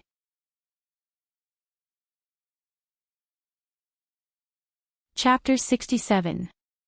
Chen Shi looked at the entrance of the passage nervously. Suddenly, the little girl appeared.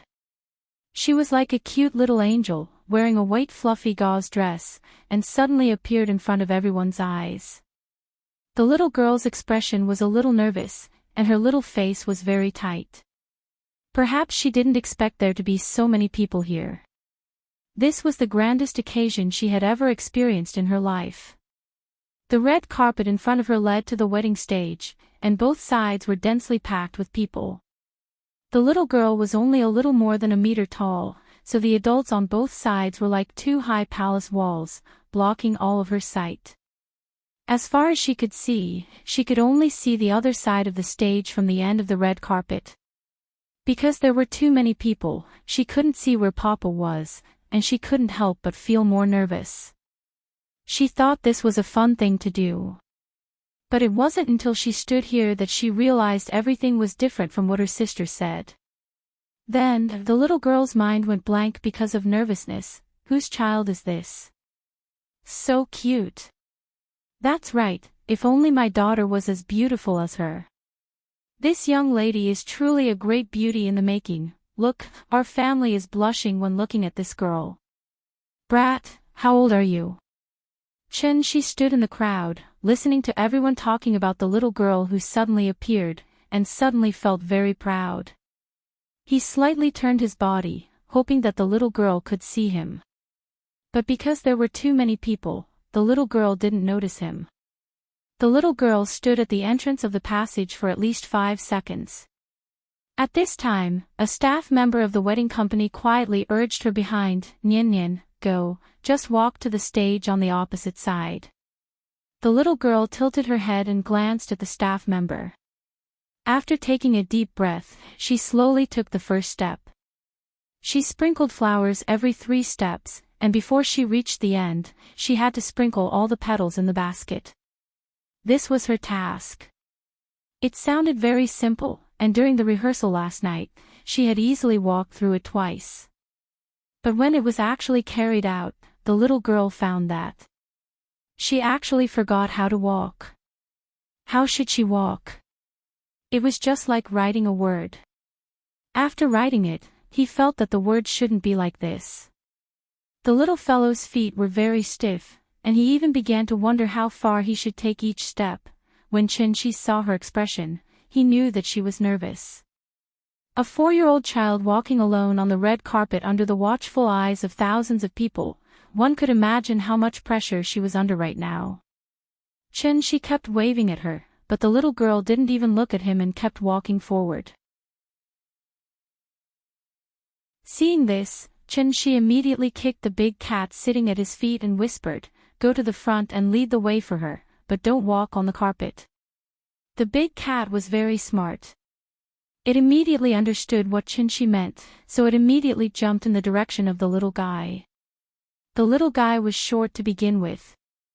When he saw the big cat running over from the side of the carpet, he immediately noticed it. Meow. The big cat softly called out to the little guy. This made the little guy's heart calm down a lot, and her footsteps finally became more natural. She walked towards the stage while scattering flowers, and the big cat was 1 or 2 meters in front of her, leading her along the red carpet. Maybe it was because all her attention was on the big cat, so when the little guy passed by Qinshi, she didn't even hear Qinshi calling her. After walking about 2/3 of the way, the little guy's tense little face finally showed a natural smile, and it was obvious that she had relaxed a lot. But at this moment, an accident happened. Just as the little guy was counting her steps and scattering flowers as she walked, she suddenly lost her balance and fell heavily to the ground. As if replaying the scene from yesterday, the way she fell was exactly the same as yesterday. But this time, the big cat didn't cover her in time. Amidst the exclamations of the crowd, the little guy fell heavily to the ground, and the petals in the flower basket scattered all over the ground. And her sudden fall was instantly shown to everyone through the broadcast on the big screen. Meow! When the big cat heard the movement, it immediately turned around and ran to Nyan's side. She also reacted and wanted to go forward to help her up. But after hesitating for a moment, She chose to call back the big cat, and at the same time, he transmitted his voice to Nyan, "Baby, don't be afraid. Stand up. Daddy is behind you. Stand up and be brave. You've already walked so far, stand up and keep walking. Just hold on a little longer, and you'll reach the end." Perhaps it was because of Shi's voice transmission, the little guy finally came back to his senses. She quickly got up from the ground and picked up the flower basket again. Under the accompaniment of the music, she continued to walk toward the stage not far away. Although this fall didn't hurt her skin, it did hurt a little. So, the little guy could only limp towards the stage.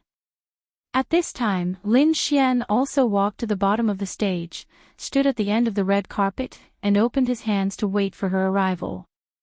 But unfortunately, she hadn't finished walking, but there were no more petals in the flower basket.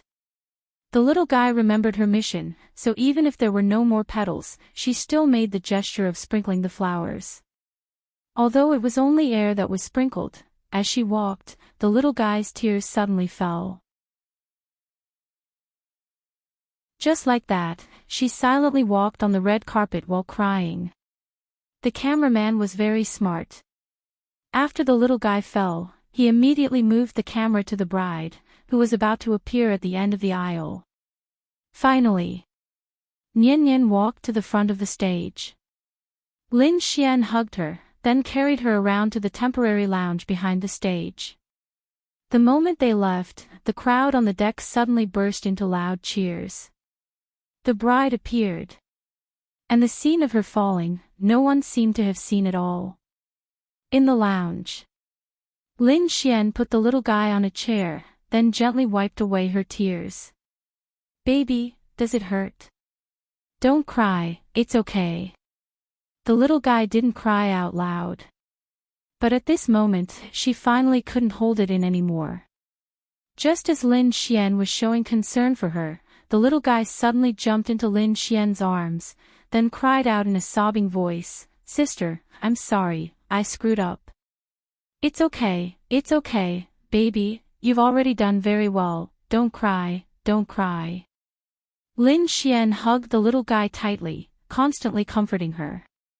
She was very sad and blamed herself, so she kept repeating, I'm sorry. At this moment, Qinshi finally rushed over.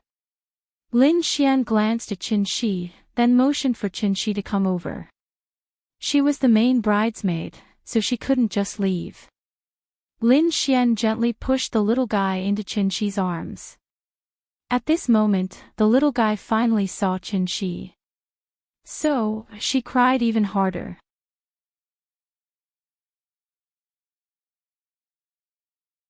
Chapter 68. "Well, baby, don't cry." Qinshi gently patted the little fellow on the back, and then gently comforted her. "It's normal to fall. You don't have 4 legs like the big cat. Daddy often falls down. Didn't you fall down once yesterday?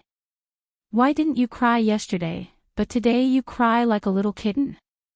Hearing this, the little fellow raised her head from Chin-Chi's arms, and then sobbed and sadly blamed herself. It's my fault. I was the flower girl for my sister, but I fell down and the petals were all gone. I'm so sad.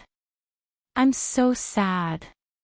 The more the little fellow spoke, the sadder she became, and her snot and tears could not stop flowing.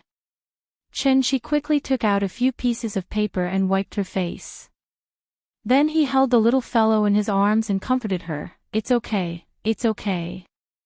Sister won't blame you, and Daddy won't blame you. It's not terrible to fall down.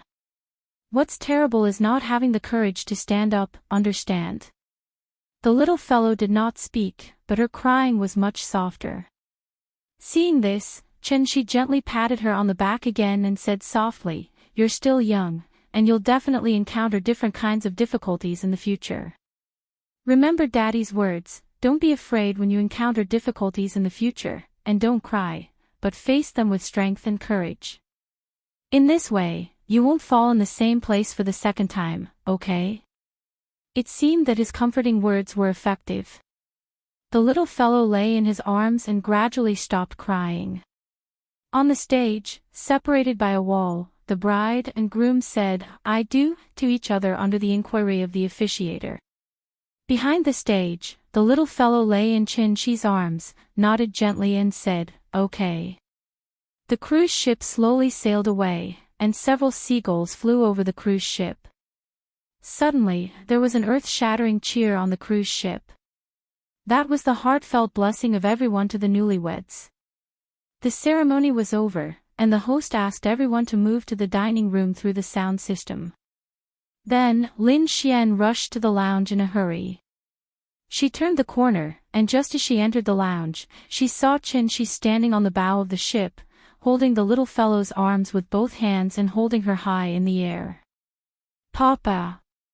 I'm flying! Woo-woo, I'm flying!" The cruise ship cut through the waves like a pair of scissors, cutting a long crack in the sea. The little fellow was suspended in mid-air, but after looking down at the sea beneath her feet, she wasn't afraid at all. Instead, she was dancing with excitement. "Chin-Chi! What are you doing?" Seeing this scene, Lin Xian was scared out of her wits. She hurriedly ran to Chin-Chi's side to take the little guy. "What kind of father are you? Do you know how dangerous this is? This was a cruise ship. If you fall down, you'll immediately be smashed to pieces." After hugging the little fellow tightly in his arms, Lin Xian glanced below the bow with lingering fear. Then, he gave Chin-Chi a fierce kick. But Chin-Chi's leg felt like it was made of iron, and her high heels were already squeezing her toes tightly. This bump caused her foot to hurt like hell. Therefore, she couldn't help but curse angrily, F***ck. Chin-Chi looked at her helplessly. Just as he was about to explain, Lin Xian had already carried the little fellow and walked quickly to the restaurant. "Hey, that's my daughter, get lost. How can you take care of your daughter like this?" Chin-Chi stood at the bow of the ship and shouted helplessly. However, what responded to him was Lin Xian's angry roar. In Restaurant 1. Father Fong invited Ning Zhonghua to take a seat. The people at this table were not relatives or friends. They were all well-known rich and powerful people in Zhonghai. Ning Zhonghua exchanged a few pleasantries with Father Fong, then greeted some of his acquaintances who were already at the table. Then, he quietly called Ning Qiudong and ordered, "Go find Mr. Chen and see if you can invite him over." Hearing this, Ning Qiudong couldn't help but frown and ask, "He's not even a member of this circle. Is it appropriate for us to invite him over?" As she spoke, she motioned for Ning Zhonghua to look at Father Fong, the host. "Listen to Dad, go. Being on good terms with him will do us no harm. No matter how rich we are, we need to be alive to spend it, right? Mr. Chen is a hidden expert, but as long as he is willing to do something, then there will be a day when his name will spread far and wide. When that time comes, they won't go directly to Mr. Chen. They will have to go through me. Do you understand what I mean? I understand, but I don't think he will come. Ning Chodong said this, but she still turned and walked out. Inviting him over was just to express their attitude. As for whether he would come or not, that was another question. Ning Chodong walked slowly from the deepest part of the venue to the door, carefully scanning the guests at each table. Finally, she found Qin Shi in a corner. Lin Xian was the main bridesmaid, so after carrying the little girl into the dining room, she had to return the little girl to Qin Shi. Then, she changed into the toast dress with Fong Lei. Qin Shi's table was very interesting. It seemed to be a table for women and children. At the 12 tables, he was the only man. The others were all women and children.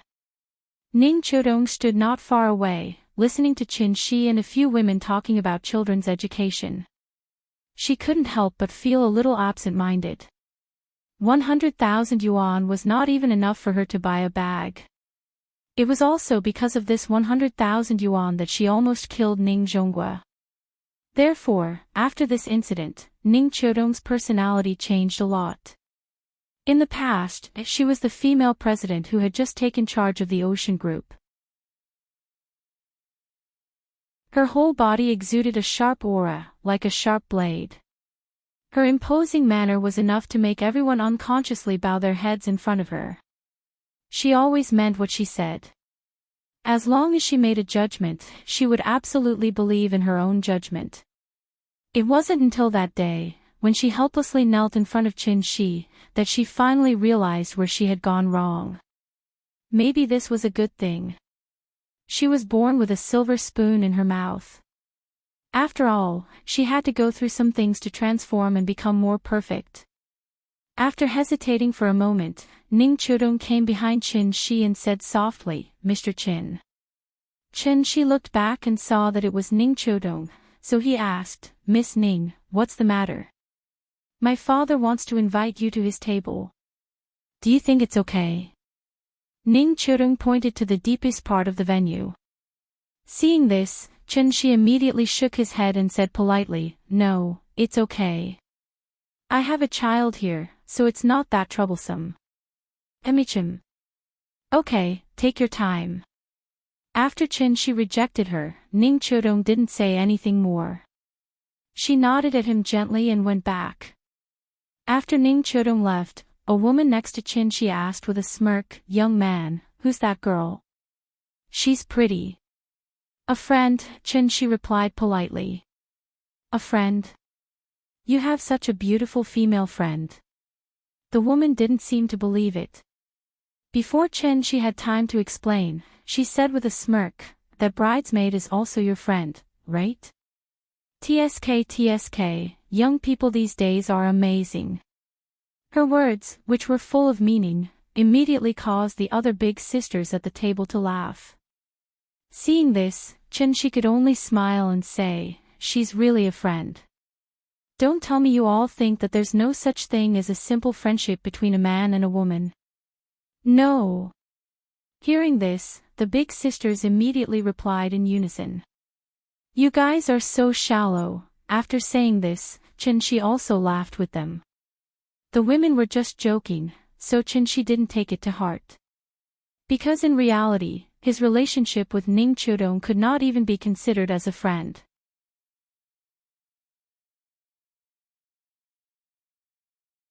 Chapter 69. During lunch, Qin Shi talked with several older sisters about how to educate children, which gave Qin Shi a lot of inspiration. For example, don't hold the child all the time, and let her walk around more. Children must walk more, and walking is good for joint development. At the same time, exercise will also increase the child's lung capacity. The stronger the respiratory organ, the stronger the vitality naturally. In addition, more sun exposure to prevent osteoporosis, which is conducive to the healthy growth of children. Although there was Qin Shi, and Yinyan's body absolutely could not have any problems, the older sister's advice was still very pertinent. These older sisters were also experienced. In just the time it took to eat a meal, They could see how much Qin Shi doted on the little guy, so they earnestly advised him to learn how to properly refuse. It was good to spoil his daughter, but he couldn't spoil her too much. Blindly spoiling and doting would harm the child. The cruise ship was still in the process of cruising and would not return until dinner. So after lunch, Qin Shi took the little fellow back to the suite and let the big cat play hide-and-seek with the little fellow in the room.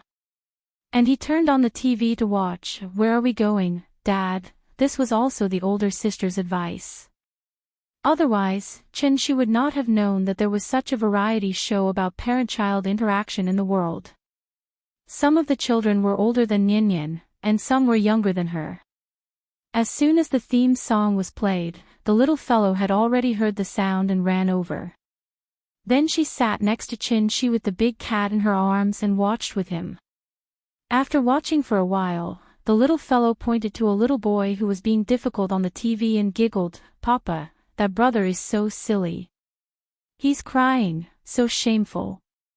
Looking at her complacent look, she had probably forgotten that she was crying in the morning.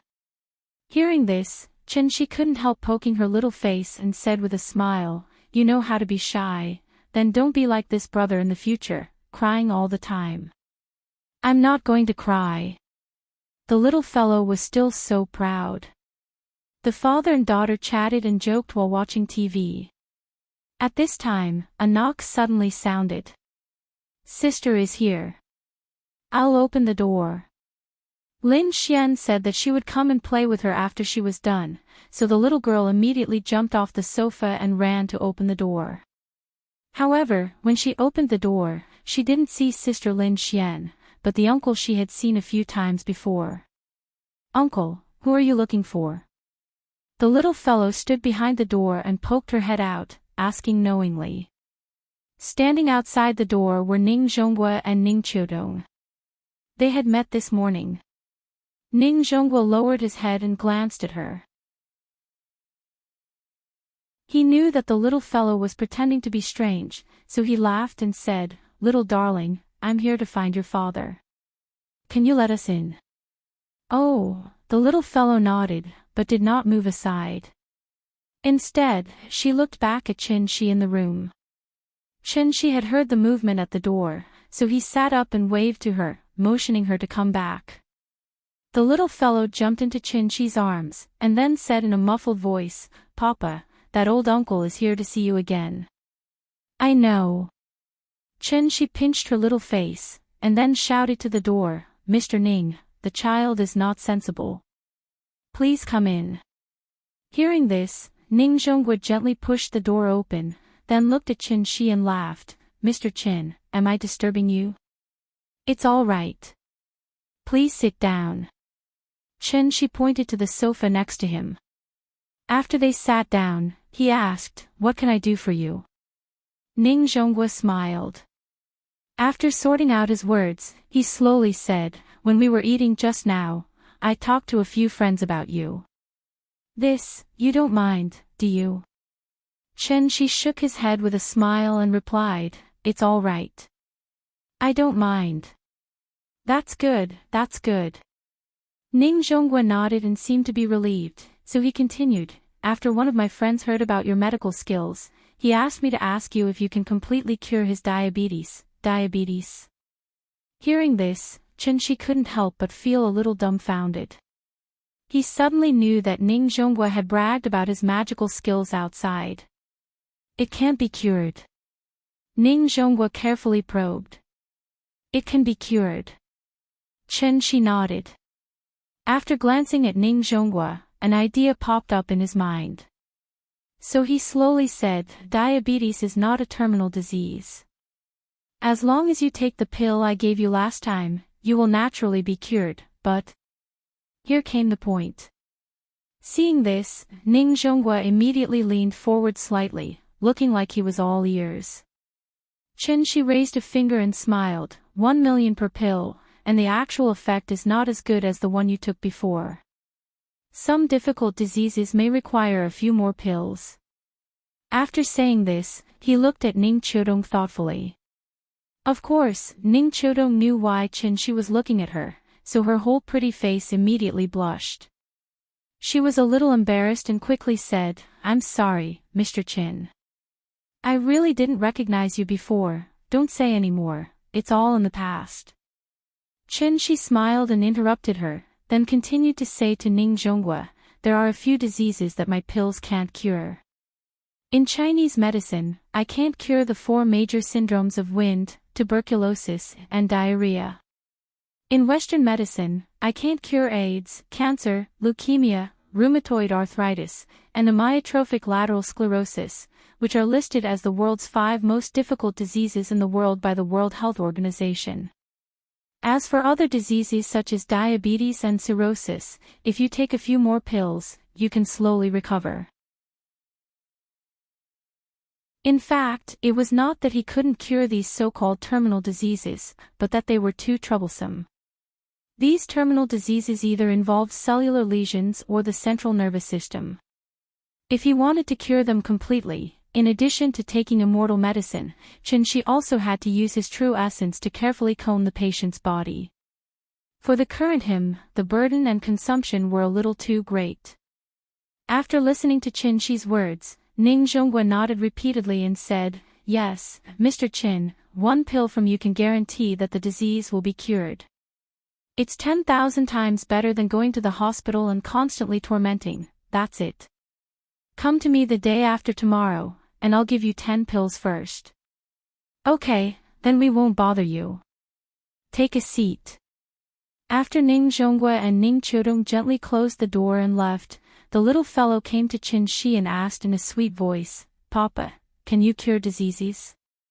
"Of course, didn't Papa just cure you yesterday?"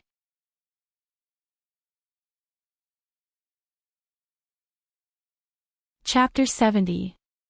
After Ning Zhonghua left, the little fellow jumped into Chin Shi's arms again, and then continued to watch where Daddy went with Chin Shi. The little fellow watched where Daddy went, but her focus was different from Chin Shi's. What she liked was the strange scenery and games, while Chin Shi watched the interaction between the cute girl and Daddy. After watching the first episode, Chin Shi wanted to show her the second episode, but the little fellow didn't want to watch it anymore. Instead, she leaned her little head forward and said to Chin Shi expectantly, "Papa, I also want to play 123 Wooden Man, okay, Daddy will play with you." Chin Shi touched her little head, and then stood up with her in his arms. In fact, the games like hide and seek and 123 Wooden Man were more fun with more people. Chin Shi thought for a moment and asked the big cat to play with him. So, the little fellow leaned against the wall and counted. Chin Shi and the big cat stood behind her and moved toward her like snails. 1, 2, 3, Wooden Man. After the little fellow shouted, she immediately jumped and turned around, but Chin Shi and the big cat seemed to have never moved. After several times, the little fellow didn't catch any trace of their movements, so she couldn't help but pout. When she turned around again, this time she quickly shouted, 123. Without even calling out to the wooden man, the little fellow hurriedly turned her head. Just after she turned her head, Chin Shi pretended to be panicked, made an extremely exaggerated posture, and constantly swayed his center of gravity from side to side, as if he was completely unstable. "I caught you. You moved. You moved." The little fellow jumped and clapped her hands, then pointed at Chin Shi and giggled. "Well, I was caught by you. It's my turn to count 123. Chin Shi pretended to be regretful and said, "I'll be Wooden Man." The little guy quickly ran to Chin Shi's side, then pulled the big cat back to the corner, ready to start another round. Chin Shi, on the other hand, did what she did just now. He slowly leaned against the wall and shouted, 1, 2, 3, Wood Man. After saying that, he imitated the little fellow and turned around. The little girl pursed her lips and looked very serious. She had just taken a step with her left foot and her little hand was still waving in the air. When she saw Chin Shi turn around, she tried her best to stop her body from shaking. Chin Shi pretended not to see her move, so he turned around and started counting again. Most of the children nowadays spent their childhood in the company of toys and cartoons. It wasn't that they didn't like to play games such as 123 wooden dummies, hide and seek, but because there was no one to play with. She was very patient. As long as the little girl was happy, he could play with her all day. So, when Lin Xian finished everything and came to find them, the father and daughter were still playing 123 wooden dummies in the room. She didn't know why the relationship between the little fellow and Lin Xian had improved by leaps and bounds. Lin Xian was just an ordinary big sister in the eyes of the little fellow, but after attending Fang Lei's wedding, the little fellow began to like Lin Xian very much. So when she heard the knock on the door, she ran to open it excitedly. This time, it was Lin Xian standing outside the door. When Lin Xian saw that she was sweating profusely, her first reaction was to take her to the bathroom and wash her face with a hot towel. "What are you playing? Are you having so much fun, 123 wooden dummies? It's so fun." After Lin Xian washed her face, the little fellow's whole face was still red, looking like a ripe apple. "Have you been playing for a long time? Are you tired?" "Tired. But it's fun." Lin Xian gently tapped the tip of her little nose, then carried her out of the bathroom. "Drink some water, children need to drink more water." After pouring a glass of water for the little fellow and letting her gulp it down, Lin Xian looked at Qin Shi and praised, "When a man takes care of a child, not many are as patient as you." Hearing this, Qin Shi suddenly smiled and said, "This is my daughter, if I don't have patience for her, who will?" Lin Xian smiled and didn't say anything. Then she took the bouquet she brought and handed it to the little fellow. "Big sister brought you a bouquet of flowers, do you like it?" "I like it. It's so beautiful. It smells so good." The little fellow took the bouquet and smelled it, then suddenly smiled happily. She had seen this bouquet yesterday, but Lin Xian didn't allow her to touch it. She didn't expect that she would give it to her today. At this time, Qin Shi said thoughtfully, "This is the bride's bouquet, right? I heard that after the bridesmaid receives the bouquet, it's best to dry it and leave it at home for a good omen. If you give it to her like this, I'm afraid this bouquet won't live past tonight." "I don't believe in that." Lin Xian shook her head and pinched the little fellow's little face, then looked at Qin Shi thoughtfully and said, "Happiness isn't given by others, it's fought for by oneself." "That's insightful." Qin Shi gave her a thumbs up, then continued to smile and said, "Yesterday I heard from Fang Lei that you seem to have been single all this time. Since happiness is fought for by oneself, why don't you fight for it? This woman is an old lady after 28, she can't be single forever, right?" Hearing this, Lin Xian's expression changed, as if she was a little angry. "It's none of your business." Her voice wasn't loud, and after she finished speaking, she turned her head and played with the little fellow. It seemed that she didn't want to talk to Qin Shi anymore. Seeing this, Qin Shi could only smile awkwardly and quickly apologize to her. "Sorry, I said too much." "Humph," Lin Xian snorted softly, but still didn't say anything. The atmosphere was a little awkward. Qin Shi looked at the TV and didn't dare to say anything more. After Lin Xian played with the little fellow for a while, she seemed to have calmed down. She turned her head again, looked at him, and asked, "After dinner, the cruise ship will go out to sea again and will return the day after tomorrow. You are going to stay until the day after tomorrow?" "I'm going to take her back later.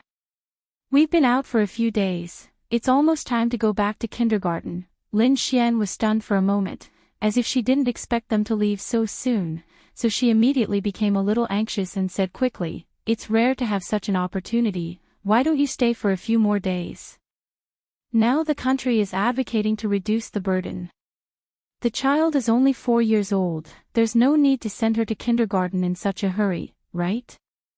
Qin Shi was choked by her words. After thinking about it, he replied seriously, "I mainly want her to develop a habit." She's more than 4 years old, so the sooner she gets used to the school environment, the faster she can adapt to primary school in the future. But there's no need to rush in these 2 days, right? She's only 4 years old. You're suppressing a child's nature. Besides, she's only in the middle class, right? Most of the time she goes to kindergarten, she's just playing with the teacher. After saying that, Lin Xian looked at the little fellow and asked, Nian Nian, do you want to play on the cruise ship for 2 more days? Sister will take you to the children's park, you haven't been there yet, right? I want to go. I want to go to the children's park. When it came to playing, the little fellow immediately became excited and wanted to stand up with a bouquet of flowers. Lin Xian hugged the little fellow and glanced at Qin Shi as if to show off. Seeing this, Qin Shi could only shake his head and smile bitterly. I only applied for 7 days of leave from the teacher, today is already the 7th day. Give me the phone, I'll talk to the teacher.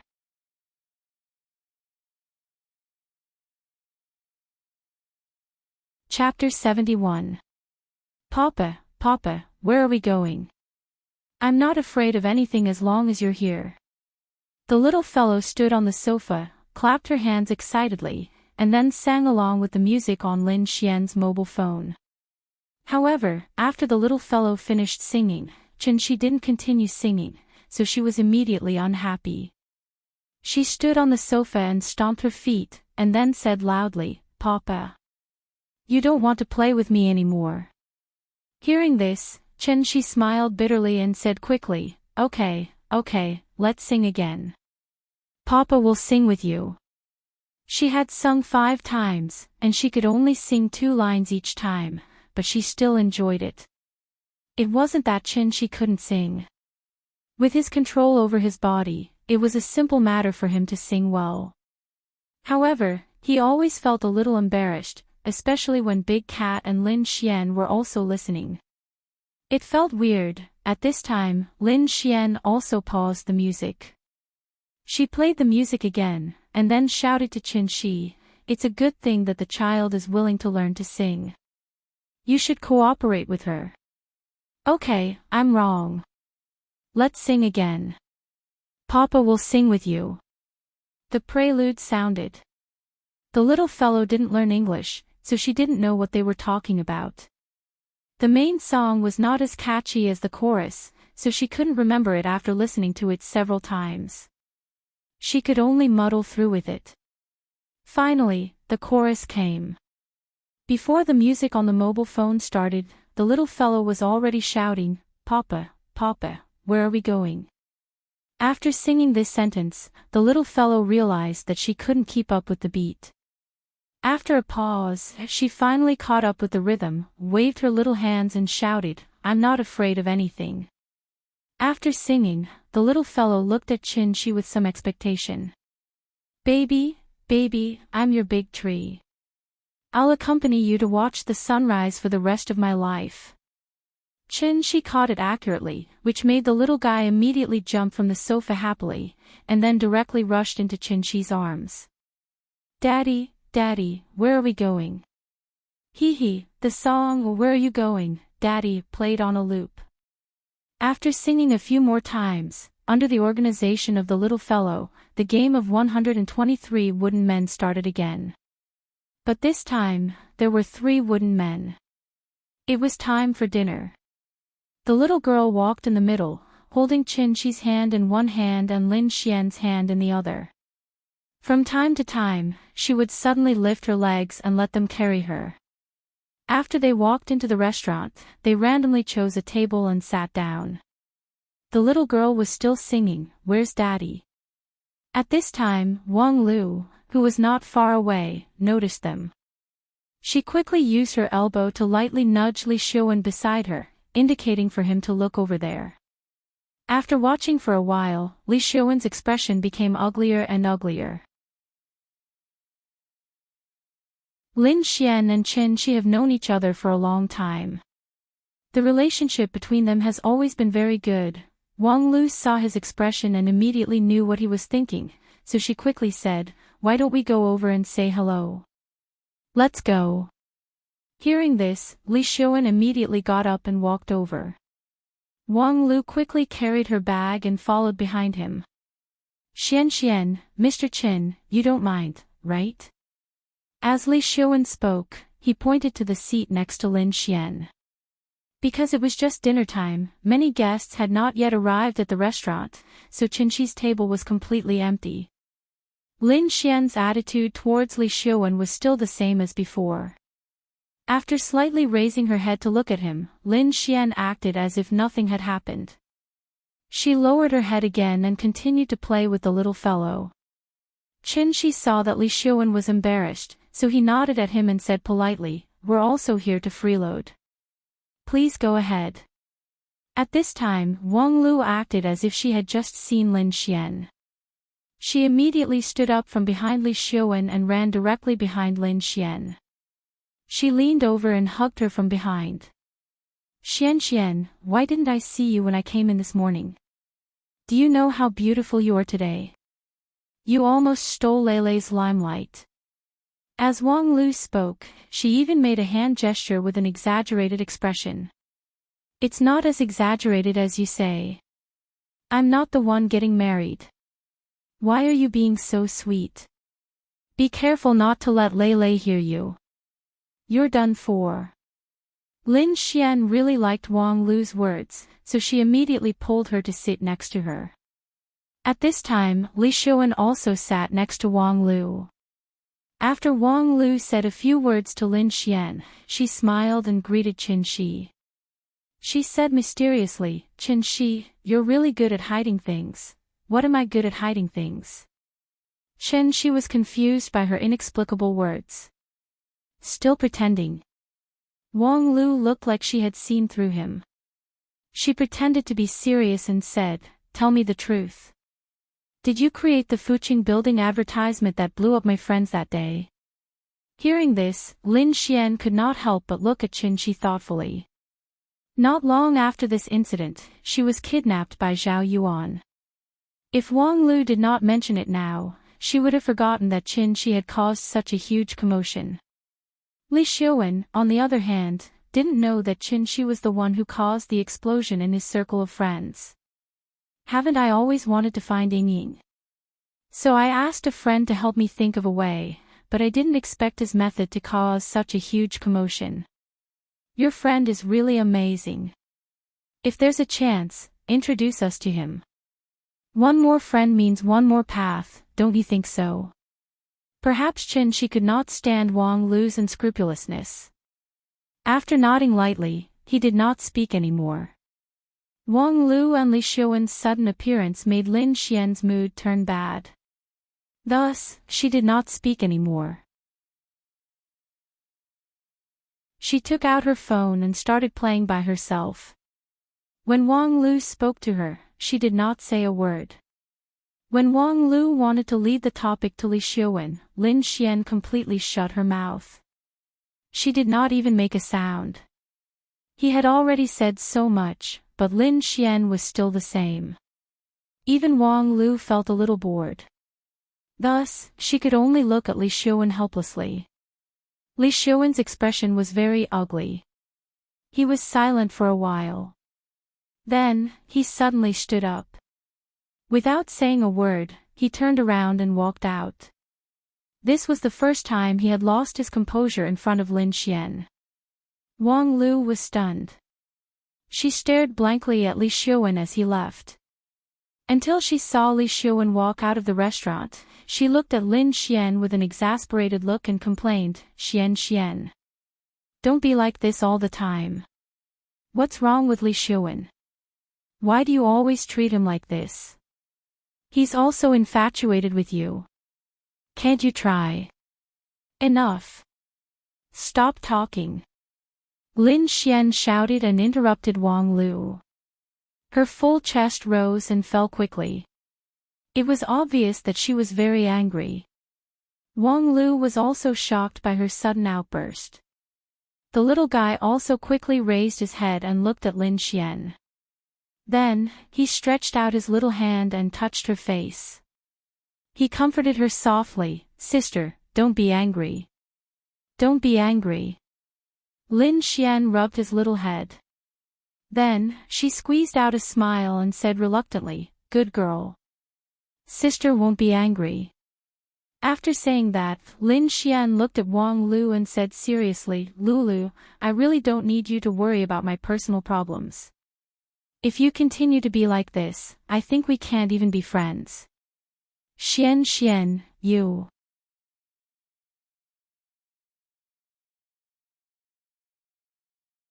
Chapter 72. Lin Xian's personality was straightforward, and she had always been clear about her likes and dislikes. Wang Lu really did not expect that her matchmaking this time would make Lin Xian so angry. She had done this many times in the past. Why couldn't she do it this time? Wang Lu looked at the two of them in surprise, her eyes full of disbelief. Seeing this, Lin Xian immediately knew what she was thinking. Therefore, after calming down a little, Lin Xian shook her head, looked at Wang Lu and said seriously, "Lulu, I really don't like Li Xiuwen. I beg you, don't interfere anymore, okay?" "Okay." Wang Lu looked at her with a complicated expression. Then, she sighed heavily, as if she was lamenting. She said, "Sit down, I'll go take a look at Li Xiuwen. No matter what, he's our family's breadwinner. I don't dare to order him around like you do." With that, Wang Lu got up and left. Lin Xian did not ask her to stay. In fact, other than being a gold digger, Wang Lu was good in other aspects, which was why Lin Xian had been friends with her for so many years. But it was a pity, the values of the two of them were too different, so until now, they could not be the closest friends. In the sea of life, how could one be so lucky? In such a big city, she could not find a single friend that she could confide in. Sometimes, when she thought about it, perhaps she felt a little sad. After Wang Lu left, Lin Xian looked at the table in front of her with unfocused eyes, and no one knew what she was thinking. Shi waited for a while, and seeing that she was not in a good state, he asked softly, "What's wrong?" After hearing Shi's voice, Lin Xian seemed to have been woken up from a dream. She shook her head and said with a smile, "Nothing." Okay, seeing that she had something on her mind, Shi motioned for the little guy to come over, and prepared to let Lin Xian be alone. The little guy climbed from Lin Xian's lap to Shi's lap. At this moment, Lin Xian suddenly said faintly, "Shi." "Ah." Shi held the little fellow in his arms and motioned for her to sit still. Then he asked, "What's wrong?" Lin Xian hesitated for a moment before asking in a seemingly casual manner, "Do you have any plans after this?" "What arrangement?" "I mean, other than taking care of the children, what other plans do you have for the future?" "Oh, I found out that the last time Ying was seen was in Shangjing, so I'll be going to Shangjing soon. But I can't decide when and how long I'll be there. We'll talk about it when the time comes." "You want to find her?" "Yes." At this point, Shi even gently patted the little fellows, but before he smiled and said, "If it wasn't for this little fellow, I would definitely have gone long ago." Hearing this, Lin Xian couldn't help but ask anxiously, "There's no news of her at all. How are you going to find her?" "I'll take my time to find her. Information and clues are all obtained through exploration. It's not something that can be found by waiting here every day." "Then what about the child?" "You're going to find her. You can't take the child with you on the streets every day, right? That's why I said I'm not sure." She glanced at Lin Xian and said matter-of-factly, "The child is already so old. I just came back. Of course, I have to spend some time with her first. As for when we'll go to Shangjing, we'll talk about it after a while. When the time comes, I'll take Nian with me. We'll walk slowly and look carefully. Just treat it as a vacation." After hearing this, Lin Xian fell silent. After a while, she asked softly, "What if you can't find her?" After saying this, Lin Xian was stunned for a moment. Then she panicked and quickly said, "Pfft, Sorry, I jinxed it. I believe that you'll definitely find Ying. Then I'll count on your auspicious words. Shi chuckled, as if he didn't notice Lin Xian's strangeness. The cruise ship went to sea again. More than half of the guests didn't leave. After all, a cruise ship trip was quite a rare thing. If they could play for free, of course they would enjoy it to their heart's content. Because the voyage was too short, the cruise ship could only cruise on the sea. There was no way to take them to experience the exotic scenery. But fortunately, there were many entertainment facilities on the cruise ship, so the guests could basically enjoy themselves to their heart's content. After the wedding, Lin Xian completely lost her role as the bridesmaid, so she simply moved to the room next to Qin Shi's and played with the little guy all day long. From the children's park to the swimming pool, and then to the bowling alley. The little guy played the children's bowling ball for a while and felt a little dissatisfied, so he wanted to play the standard track. However, even the lightest bowling ball weighed 6 to 7 caddies. She huffed and puffed with great effort before she could lift it up. After she threw it out, the ball immediately fell into the side of the bowling alley. Even lifting the ball was a problem, let alone hitting the bowling pins. Lin Xian let her try a few times. She was afraid that the ball would hit her feet, so she coaxed her out of the bowling alley. In the evening, Lin Xian took him to the top deck to eat barbecue. The little guy pointed to the moon on the sea and sang loudly, "Where is Daddy going?" which immediately attracted the praise of the people around. Several children at the next table even sang with the little guy. The crisp and pleasant children's voice and the crashing waves complemented each other. The whole cruise ship seemed to be much happier. The next morning, after breakfast, Lin Xian took the little guy to the deck to bask in the sun. She had learned yoga, so she made a few simple movements and let the little guy follow her. The little guy sat on the yoga mat and tried his best to learn. She couldn't help but laugh at the silly look on his face.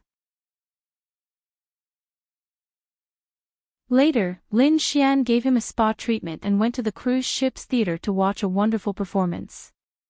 Although Shi accompanied them throughout the 2 days, he was always like a little transparent. Lin Xian rushed to do everything, which directly led to the little guy's first reaction now was not to call her Papa, but to call her big sister. This also made Shi feel a little unaccustomed. The little guy seemed to like Lin Xian more and more. Maybe this was the difference between a man and a woman taking care of a child. After all, women were more attentive than men, and it was easier to win the child's favor. However, happy times were always short. Finally, the cruise ship returned to the port. And it was time for this trip to come to an end. On the dock. Until Shi got into the taxi, the little guy reluctantly let go of Lin Xian's hand. "Goodbye, big sister. I'll miss you." The little guy waved her hand vigorously, as well behaved as when she said goodbye to her grandmother. "Goodbye, baby. I'll come to see you when I'm free." "Okay." The car started. The little guy sat in the car, but kept looking back at Lin Xian who was still standing in the same place. Shi hugged her and gently patted her back, motioning her to sit still. "Papa, I like big sister." The little guy laughed and gave Lin Xian the highest praise. Shi shook his head and did not say anything. The little guy happily sang, "Where is Daddy going?" which made the taxi driver couldn't help but praise, "Your daughter is so cute." "Thank you." Shi smiled and nodded in response.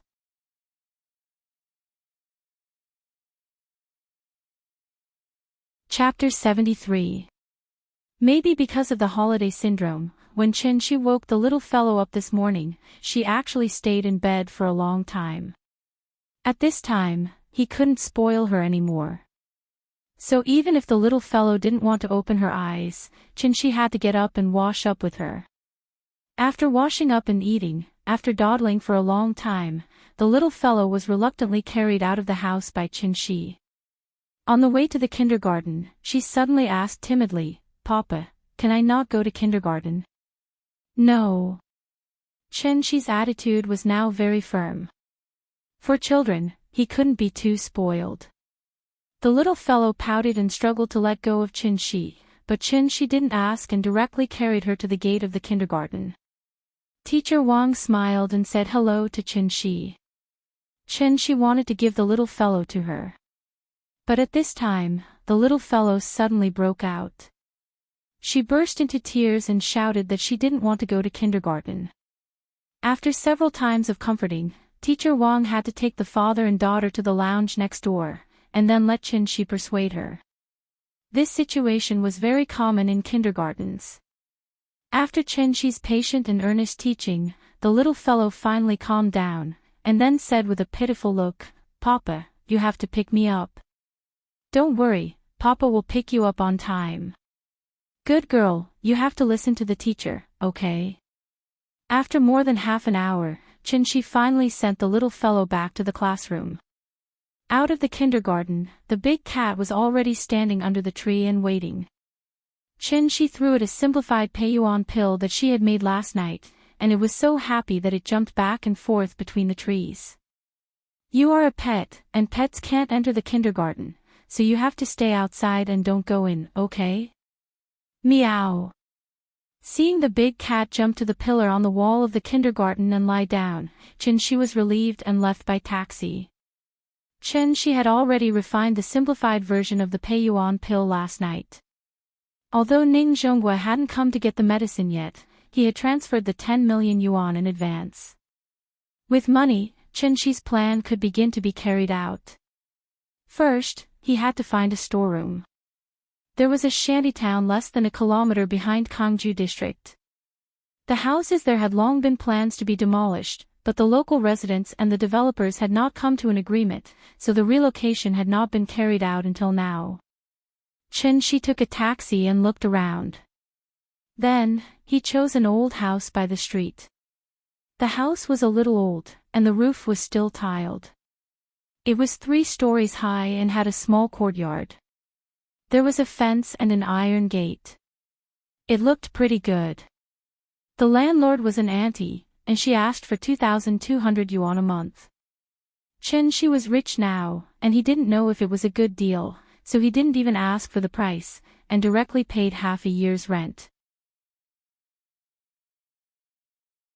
Including the deposit, it was a total of 15,400 yuan. After Chen Shi paid, the auntie quickly stuffed the key to him. Then, without mentioning the contract, she went back to the mahjong house next door with a cigarette in her mouth. Chen Shi hadn't seen such a boorish style in a long time, so he simply tried the key and checked the rooms one by one. After that, he took a taxi and set off again. This time, his destination was the Chinese medicine market next to the Xingwang Temple. This was the largest Chinese medicine wholesale market in Zhonghai. The medicine here was not bought by the kilogram, but by the kilogram. Chen Shi bought 100 kilograms of cordyceps pupae, but the boss thought that it was too little, and only gave him 20 yuan less per kilogram. The original price was 1,000 yuan a kilogram, and the current price was 980 yuan. Wild baiji was 600 yuan a kilogram, which was 1,200 yuan a kilogram. Chen Shi thought it was too expensive, but the boss didn't want to give him less, and said that this was the wholesale price. Well, 100,000 yuan was gone again. Red ginseng was 500 yuan a kilogram, which was much more cost-effective. If he bought 100 kilograms, the boss would give him a discount, and he could take it home for 40,000 yuan. Relatively speaking, ginseng was not that expensive. 600 yuan a kilogram, and 100 kilograms would only cost 60,000 yuan. Chen Shi bought as he shopped. It wasn't that he didn't have rich customers like him, but it was very rare. So, he became famous after a while.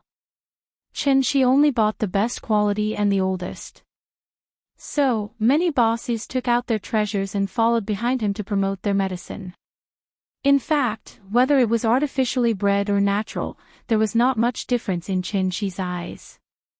He only cared about one thing, and that was how much spiritual energy was contained in the medicine. Because he bought too much, Chen-shi couldn't transport these medicine back. Zhonghai prohibited trucks from entering and leaving between 6 in the morning and 2 in the morning, so he could only pay the deposit first. At night, the medicine bosses could send him the medicine he bought today. When Chen-shi arranged everything and returned to the kindergarten, it was already 3:30 in the afternoon. Big Cat was still dozing in the sun on the pillar of the wall.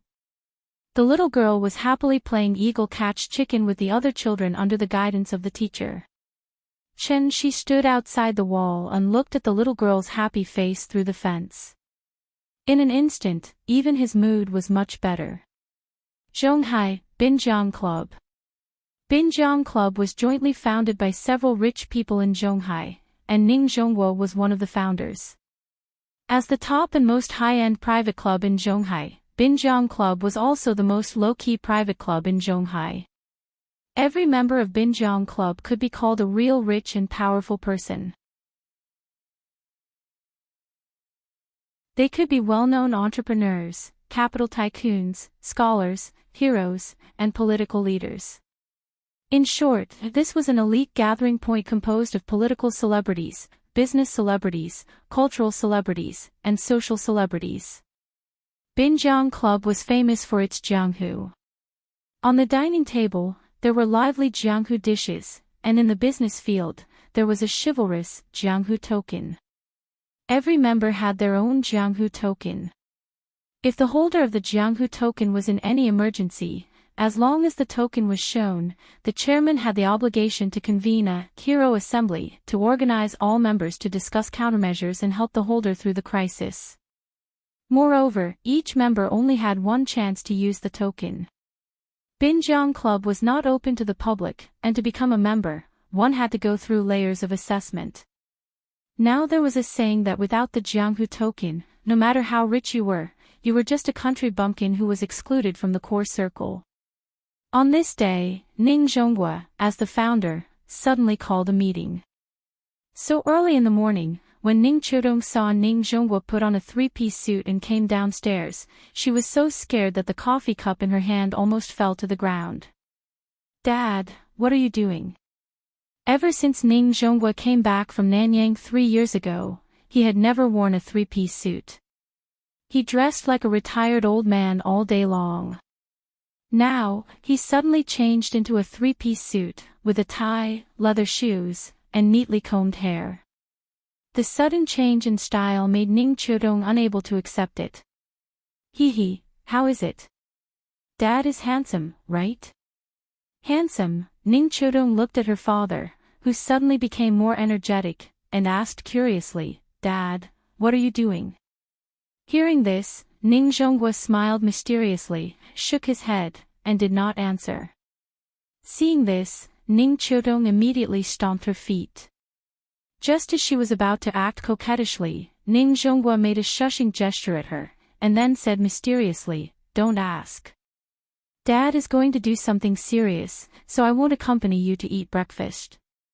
After that, without waiting for Ning Chodong's reply, he quickly walked out of the house, then got into the Maybach S600, and slowly left Jinjiang Resort. Ning Chodong stood at the door and watched the car gradually go away, but her brows were slightly furrowed. What kind of song was this? Thank you to Ning Xiaojia, the nouveau riche girl, for the 50,000 reward. Jia is a nouveau riche, I have to hug her tightly.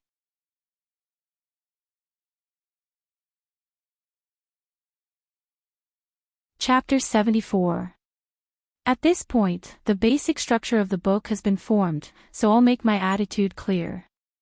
From now on, I won't answer any questions about the plot. I only have one sentence: if you think it's good, then read it. If it's not good, then leave. If an idiot says I'm just being narcissistic, I want to say, are you a moron? Have you read too many novels? You always come here to show off your IQ, but you always forget to bring the most important thing, your brain. Don't you know there's a thing called foreshadowing? You're always wrong here and there. How high do you think your IQ is? Honestly, sometimes when I see your comments, I feel like laughing. It feels like I'm feeding a child. I have to explain things clearly to him so that he can understand what I mean. I don't want to write a running account, and I don't want to write a face for each character. You say it's not reasonable. You finish a chapter in 2 or 3 minutes, but I finish a chapter in 2 or 3 hours. How long do you think you've been thinking? And how long did I think? You can make suggestions, you can find bugs, but please don't make a conclusion without reading the rest of the chapter. That's really stupid. Finally.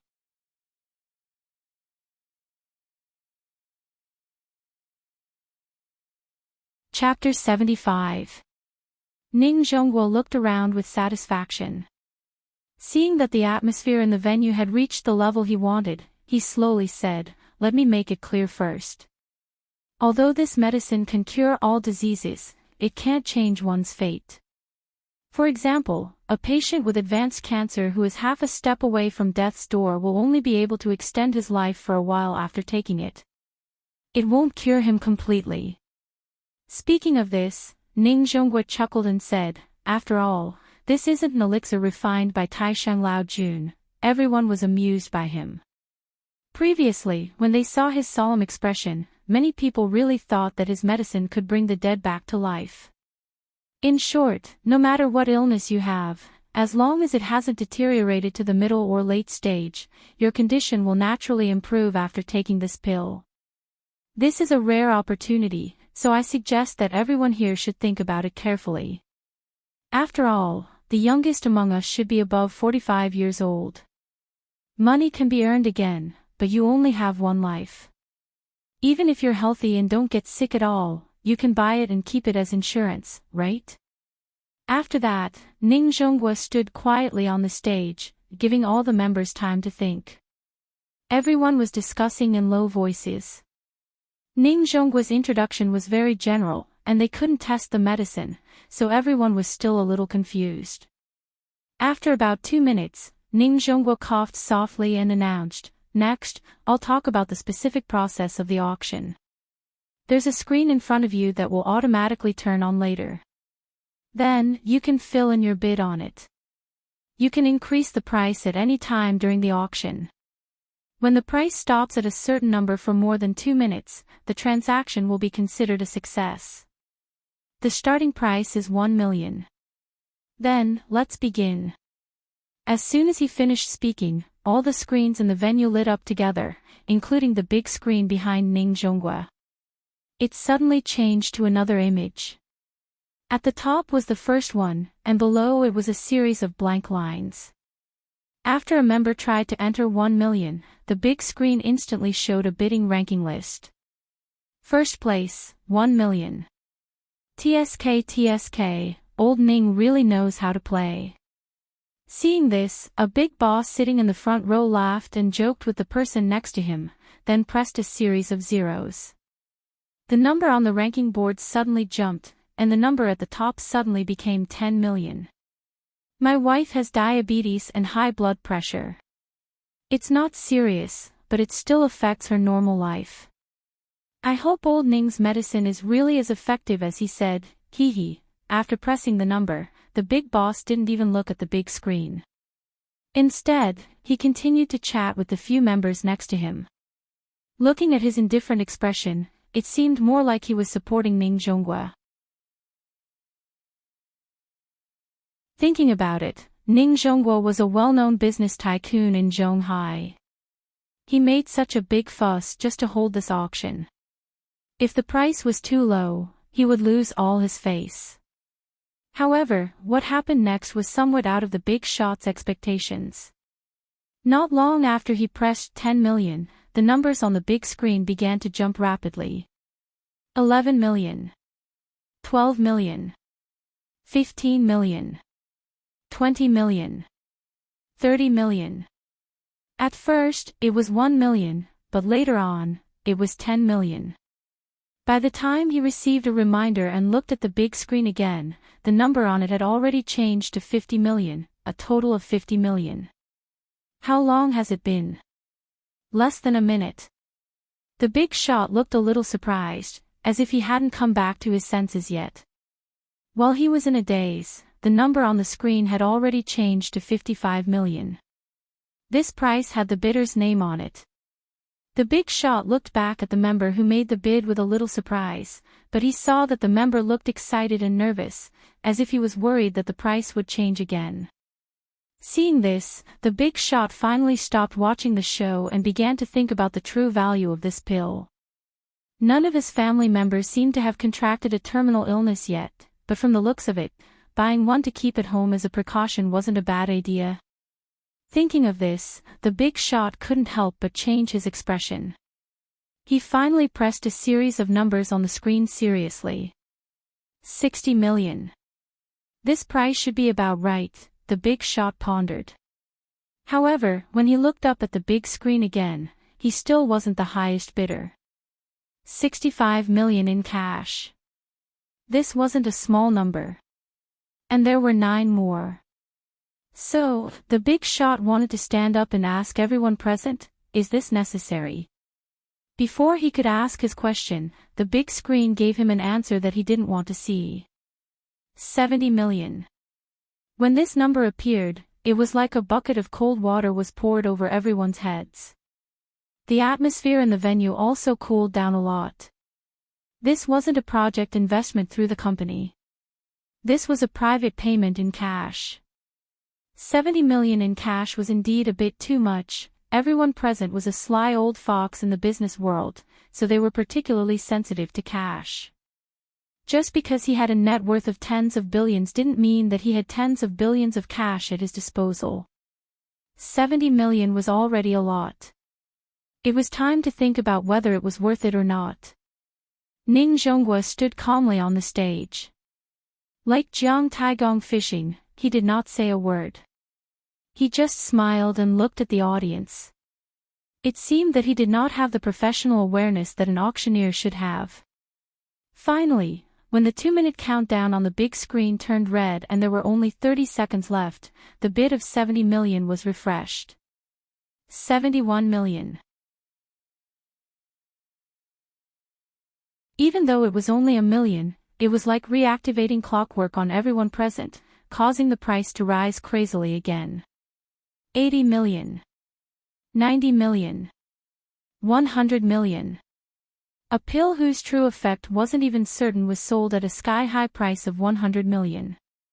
Perhaps when everyone finally realized that there were 9 pills left, the number on the big screen finally stopped jumping. The 2-minute countdown ended. 100 million. The transaction was successful. Then, an old man with white hair and a beard slowly stood up and politely nodded to all the members present. While he took the lead, he also officially gave a reference standard for the actual value of this pill. With this standard as a reference, the following bids were much simpler. The prices of the next few pills were basically maintained at around 90 million. Once it exceeded 90 million, everyone would consider giving up and waiting for the next pill. Perhaps it was because everyone still had a certain amount of doubt about the effect of the pill. Therefore, when the first few desperate members got the pills they wanted, the price of the pills became lower and lower. The last pill was only sold at 80 million. Then, it stopped moving and began the countdown. Ning Zhonghua didn't panic at all. In fact, he didn't care how much money he could get today. Businessmen were after profits. Ning Zhonghua had mobilized all his connections to hold this auction. What he was after was not as simple as money. He had a big plan, Ning Zhonghua thought while looking at the name of the last bidder. But after seeing the name, Ning Zhonghua was stunned for a moment. Then, he quietly winked at Zhang Jiada, who was below the stage. And he found the figure of the bidder in the crowd. Su Wei. An old friend. He started by smuggling medical equipment.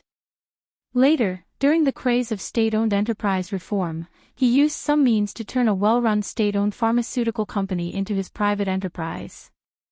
Because of this, he completely integrated into the rich circle of Zhonghai. Ning Zhonghua knew Su Wei more than 20 years ago. The two had some small conflicts back then. But with their own development and growth, the small conflicts had long been forgotten, so when they met, they would still smile and greet each other. As for whether or not they were secretly cursing each other, that was another matter altogether. Su Wei had a good relationship with the other founders. In addition, his pharmaceutical business had been growing over the years. Therefore, he was recommended to join the Binjiang Association.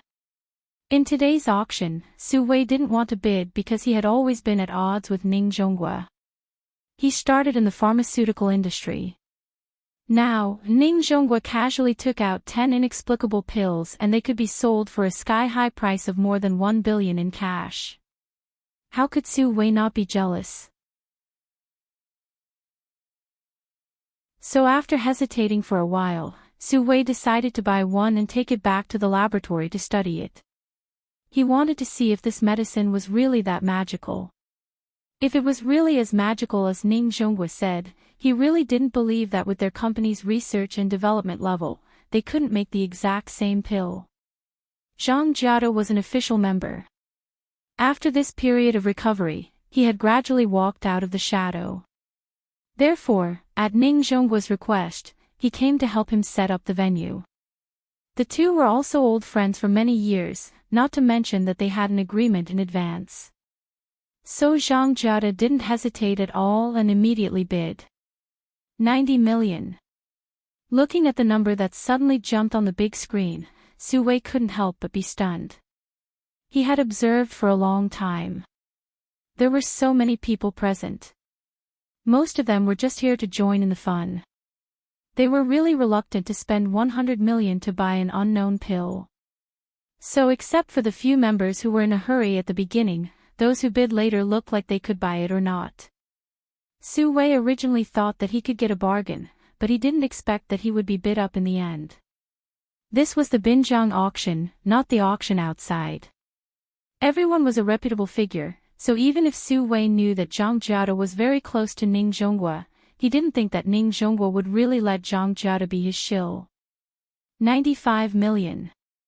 Su Wei gritted his teeth and gave a new offer. But Zhang Jiada didn't even lift his eyelids and immediately followed. 100 million. F***ck. If this time he said that Zhang Jiada was not a shill, Su Wei really didn't believe it. He didn't buy it at the beginning and had to wait until he bid to raise the price, F***ck. Su Wei was now like an arrow on the string, so after hesitating, he increased the price again. 110 million. Seeing this, Zhang Jiada immediately glanced at Ning Zhonghua. Ning Zhonghua clenched his right fist and then quietly lowered his index finger. Zhang Jiada understood, so he immediately increased the price by 10 million. 120 million. This time, Su Wei was really angry. So after seeing Zhang Jiada's bid, he immediately stood up and didn't even bother to lower the price. He directly shouted, 130 million. This was the rhythm of turning hostile. This was the Binjiang auction. Since Ning Zhonghua dared to do this, Su Wei dared to turn hostile. If Zhang Jiada increased the price again, even if it was 1 yuan, Su Wei would flip the table today. Everyone present was smart. Some of the big shots who knew some of the secrets had long understood that Ning Zhonghua was deliberately tricking Su Wei. Ning Zhonghua wasn't really greedy for that little money. He did this purely to annoy Su Wei. So, a big shot closest to Ning Zhonghua immediately coughed and shook his head slightly. That was enough. And Zhang Jiada already understood Ning Zhonghua's meaning, so he didn't increase the price and let Su Wei win the last pill at 130 million. The auction was over. After Ning Zhonghua glanced at everyone present, he slowly walked down the steps. He didn't even want to avoid arousing suspicion and directly sat next to Zhang Jiada. After the two looked at each other, they suddenly burst into laughter. And Su Wei fiercely stared in Ning Zhonghua's direction. The grudge between them had already grown big. 10 simplified version of the energy cultivation pill that was only fit to be eaten by the big cat as a snack. After Ning Zhongguo changed hands, it actually sold for a sky-high price of close to 1 billion. And as the hidden expert that Ning Zhongguo mentioned, at this moment, Chen Shi was standing in the courtyard she had just rented. Looking at the mountain-like pile of medicinal herbs, she smiled slightly. This time, he must remember to add honey and sugar. There are too many numbers in this chapter. I'm afraid that you'll say that I'm lame, so I combined it into a chapter of nearly 4,000 words. So today is the third watch.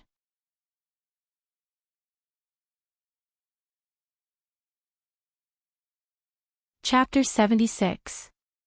Since I'm the author, not giving spoilers is the least I can do. That's why it's not convenient for me to tell you too much about the plot. I hope you can look for it yourself. The following is a review I saw on a book. I'll forward it to you and hope it can inspire you. The author has already said in Qidian that there is only one female lead, Qin Ruoying.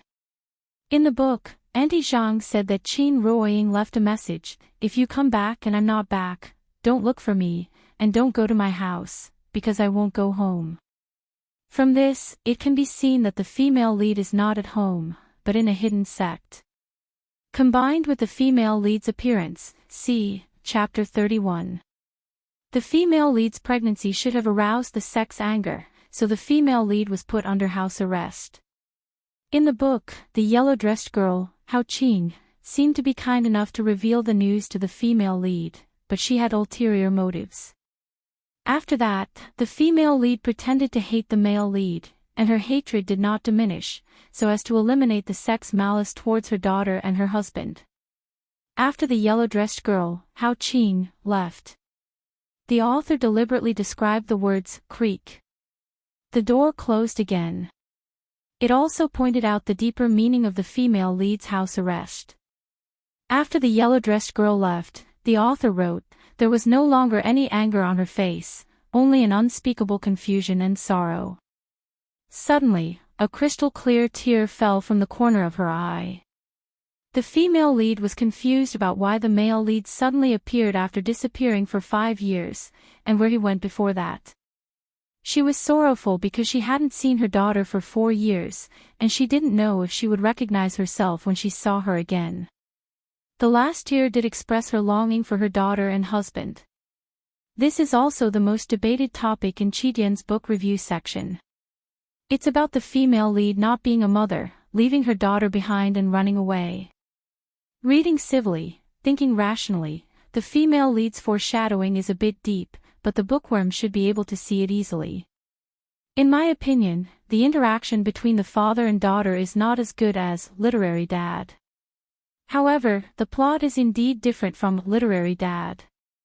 There are too few chapters in this book, so I can't judge the details of the plot. The two books can't be compared, because the style is different. There are many writing techniques, such as flashbacks, interludes, foreshadowing, etc. Maybe I don't have enough strength to write that kind of flavor, but I still hope that you can understand what I want to express. To be honest, I really don't want to write some pretentious face-slapping routine, although I have a deep understanding of this.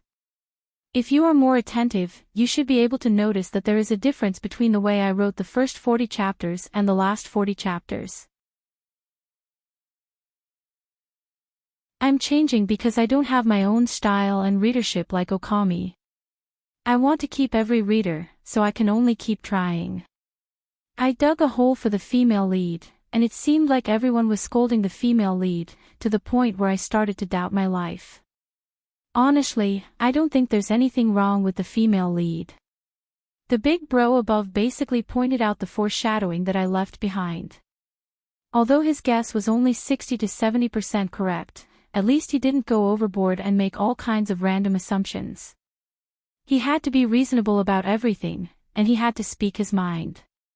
What are you talking about? I'm not scolding you, but I really want to ask you to not be such a straight man. Straight man cancer. Some readers may be too young, so they don't understand the pain and suffering of a woman who is pregnant for 10 months. Pregnancy is a woman's weakest and most helpless time, so they especially need companionship at this time. She disappeared for 5 years. When you were scolding the female lead, did you think about how much she sacrificed? As a mother, she left her own child. Do you think she didn't feel pain? Nian Nian is a piece of meat that fell from her body. Do you really think that Qin Ruoying's character is a 17 or 18-year-old girl? If that was the case, didn't she know to get an abortion when She left? You are all readers, and 10% of you will become my breadwinner in the future, so I can't afford to offend you. I'll do whatever I can to earn money. I'm not stupid, so of course I won't go against money. I've explained the female lead's problem, so it's up to you whether you want to listen or not. This is a serial, so I can adjust the plot at any time. When the time comes, I'll selectively adjust the plot according to the data. In addition, this book is Qidian's first release, so your support outside of Qidian is actually useless to me. Qidian is my boss, of course, as long as you support me, I'll thank you in advance. I'm very happy to see you pirating and scolding each other, so, thank you for your support. I don't dislike pirated readers, so I put up the comments for you to see. I really didn't expect that when most of Qidian's comment section was scolding the female lead, there would be a more fair and objective comment in the pirated comment section. Sigh, this book's reader group, 511793123.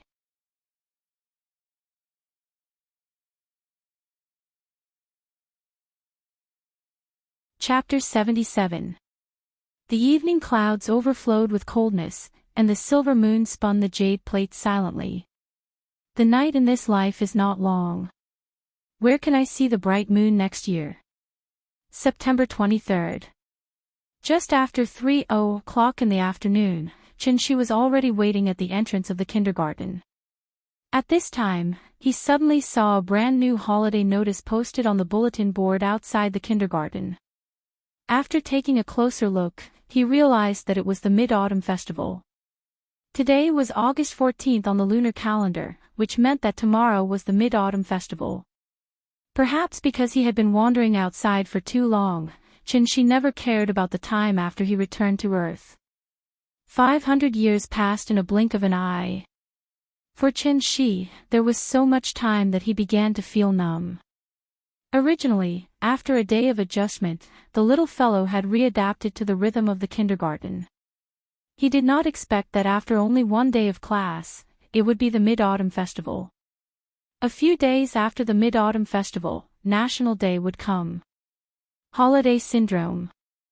Shi felt a headache just thinking about it, therefore, he decided to take a few days off, and he had to ask her to follow the schedule of the kindergarten.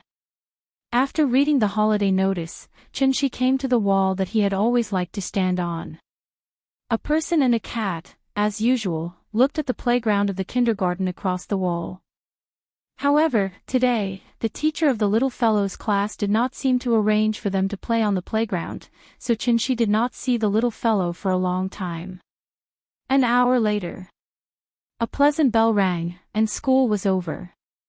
Shi stood in the crowd and lined up. As soon as he approached the school gate, he saw that the little fellow had been led by Teacher Wang to the rest area. Teacher Wang. Shi greeted politely, and Teacher Wang immediately took the little fellow's hand and walked over. A father knows his daughter best. Shi looked down at the little fellow and immediately found that something was wrong with her, so he frowned and asked, "Teacher Wang, what's wrong with her?" Teacher Wang smiled and did not have time to answer. At this time, the little fellow broke away from Teacher Wang's hand, trotted to Shi's feet, and then hugged his leg tightly. "Oh, you've been wronged." Shi rubbed the little girl's head and quickly crouched down to pick her up. The little girl hugged Shi's neck and buried her face deep into Shi's shoulder. Shi gently patted the little girl's back and looked at Mr. Wang. He knew that Teacher Wang would give him a satisfactory explanation. However, Teacher Wang's next words made his expression change slightly. "Mr. Chen, Nian just got into a fight with other kids in the classroom." Nian fought with someone. At this moment, Shi's worldview seemed to have been refreshed. In his heart, Nian Nian was the cutest, smartest, most obedient and most sensible child in the world. Moreover, she was still a girl. How could she fight with others? Teacher Wang had seen too many similar expressions on Qin Shi's face, so she immediately explained. She started it first, but we quickly stopped her. Well, this time, Qin Shi was really shocked. Therefore, Qin Shi immediately glanced at the little girl in his arms, reached out, and gently patted her butt. He asked, Nian Nian, is what the teacher said true? However, after Qin Shi asked, the little girl lay in his arms without saying a word. She did not even bother to lift her head. This uncooperative attitude confirmed the teacher's words. However, Qin Shi was not a violent parent, so he immediately asked, Teacher Wang, can you tell me what happened? Of course, this is my duty. Teacher Wang smiled and nodded. Then, she said, today is the last day before the Mid-Autumn Festival, so the school will prepare some mooncakes for the children. In the process of distributing the mooncakes, she suddenly hit the child next to her, and then the two of them started pushing and shoving. After Teacher Li saw it, she immediately pulled the two of them apart. However, when we asked for the specific reason later, Nian Nian did not say anything. The other only knew how to cry, saying that Nian Nian hit him. Generally, when this kind of situation happens, we will inform both parents, hoping that the parents will guide the children correctly. After all, children spend the most time with their parents. Children around 4 years old were already exploring ways to interact with others. This process was like a child learning to speak. They would speak the human language with humans and the animal language with animals. Therefore, the correct adult demonstration was very important. When a child knew right and wrong, it was possible to develop the ability to deal with problems and self-control in social conflicts. For children born in a normal environment and upbringing, physical contact and conflicts before the age of 6 were not malicious fights, but to express their emotions at the time. Therefore, when a child used physical contact to express their dissatisfaction, the adult needed to intervene as early as possible to guide them. Although Teacher Wang's words were a little tactful, Qin Shi still understood. Therefore, he could only smile awkwardly. We did not find out the specific reason for the fight, so I hope that you can have a good chat with your child when you get home. Perhaps she was afraid that Qin Shi would indiscriminately hit the child when he got home, so Teacher Wang quickly added, Nian Nian is a good child. I believe that she must have been wronged, so she impulsively used such an inappropriate way to vent her dissatisfaction. After saying that, Teacher Wang gently touched the back of the little girl's head. Then, she said to the little girl earnestly, Nian Nian, your father is here. If you have any grievances, you can tell your father, but you must remember that you are not allowed to hit anyone in the future, okay? The little girl did not respond. Qin Shi shook his arm and said in a low voice, Teacher Wang is talking to you. Be good, be polite. The little girl still did not raise her head, but she lay in Qin Shi's arms and reluctantly made a sound, indicating that she heard it. I'm sorry, Teacher Wang. I will talk to her when I get home, it's okay. It's normal for a child to have been wronged. You can have a good chat with her when you get home, but remember, you must not hit her, I know. Thank you, Teacher Wang. Qin Shi nodded and was very grateful to Teacher Wang. Before leaving, the little girl was still hiding in Qin Shi's arms, not even willing to say goodbye to the teacher. Qin Shi had no choice but to carry her on the way home. After walking for a long distance, Qin Shi stopped. He squatted on the ground and slowly put the little girl down from his arms. Then, Qin Shi pinched the little girl's chubby little face and said with a smile, Okay, now can you tell Daddy what happened? Thank you to the owner of The Wind Blows Down, for the 10,000 reward.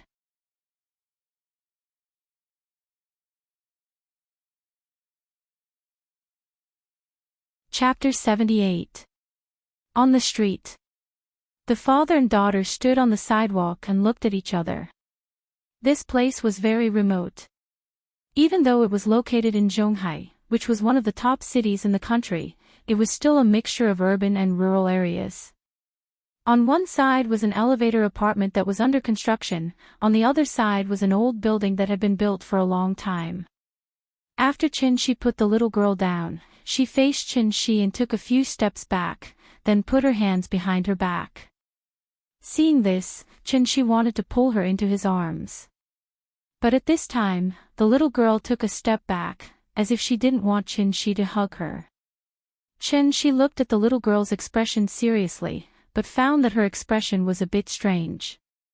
She looked like she had been wronged, but she didn't look like she was going to cry. Instead, she pouted and looked very stubborn. 4-year-old children's language skills were not fully developed, so sometimes they could only vent their emotions by throwing a tantrum, rolling around, crying, and other behaviors. Like parents, like children. Aunt Zhang had set a good example for Nyan, so Chin-shi firmly believed that Nyan would not hit others for no reason. Nyan, good girl, did you feel wronged? Tell Daddy, Daddy will redress your grievances. Chin-shi pulled the little girl again, this time she still wanted to dodge. But if Chin-shi really wanted to grab her, how could she dodge? So she was immediately pulled into Chin-shi's arms. Tell Daddy, okay. Chin-shi scratched her little nose with his hand.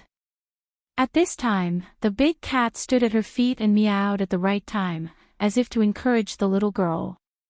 The little girl's long eyelashes fluttered like a fan, then she twisted her body and said quickly, I want to play with the big cat. Hearing this, Chin-shi immediately let go of her. Good that she could talk. The little guy held the big cat in his arms and rubbed his little head against the big cat. Then, he put down the big cat and squatted on the ground to stroke its fur. She looked like a child who had been wronged and wanted to hide in the corner and draw circles. Chin-shi stood by and waited for her for a while. When he felt that she should be almost adjusted, he said gently, Nyan, we should go home. After that, Chin-shi bent down slightly and extended his left hand in front of the little fellow. Seeing Chin-shi's outstretched hand, the little guy hesitated for a moment before slowly raising his little hand. His big hand held her small hand. The father and daughter pair walked slowly on the street. The big cat followed them from a distance. When a husky saw the big cat, it immediately rushed over with its tongue sticking out. The big cat ignored it, so the husky snorted and circled around the big cat, huffing and puffing. Maybe it found it a little annoying. The big cat suddenly narrowed its eyes, turned its head and growled at the husky. Meow. The sound was not loud, but in an instant, the husky was so scared that its fur stood on end. It immediately jumped far away and ran faster than it came with its tail between its legs. It did not dare to look back and ran faster than it came. After arriving home, the little fellow seemed to have recovered a lot. Then, she sat directly on the sofa and watched cartoons by herself. Chin-shi changed his shoes. Seeing that she was so focused on the cartoons, he did not disturb her and walked into the kitchen wearing an apron. Chin-shi tinkled as she fiddled with pots and pans. Usually at this time, the little fellow would run into the kitchen very clingy, and then be gently pushed out by Chin-shi with a big smile. She obviously had something on her mind today. As long as humans were conscious, they would naturally have something on their mind. A 2-year-old child would have something on her mind, not to mention Nyan, who was already more than 4 years old. It was not difficult to guess a child's mind. In fact, Chin-shi had already guessed what was on her mind. It was precisely because of this that Chin-shi chose to let her be alone. A child who grew up in a normal environment must have been taught by their parents from an early age, don't hit people, don't bully people. This was the first time that Nyan had hit people.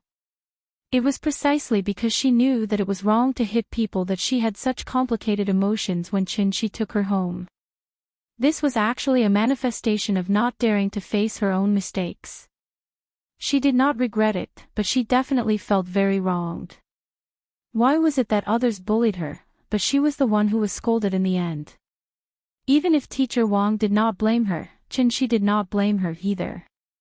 But at the moment when she hit people, there must be a child with a sense of justice who stood up, shouted that Nian hit people, and then ran to complain to the teacher. Many parents only paid attention to teaching their children not to hit people and not to bully people. But they did not properly guide their children what bullying was. Nian felt very wronged. Qinshi also felt a little helpless. Others bullied Nian, and Nian also hit others. Could it be that he, as a parent, had to come forward and kick the child to the moon?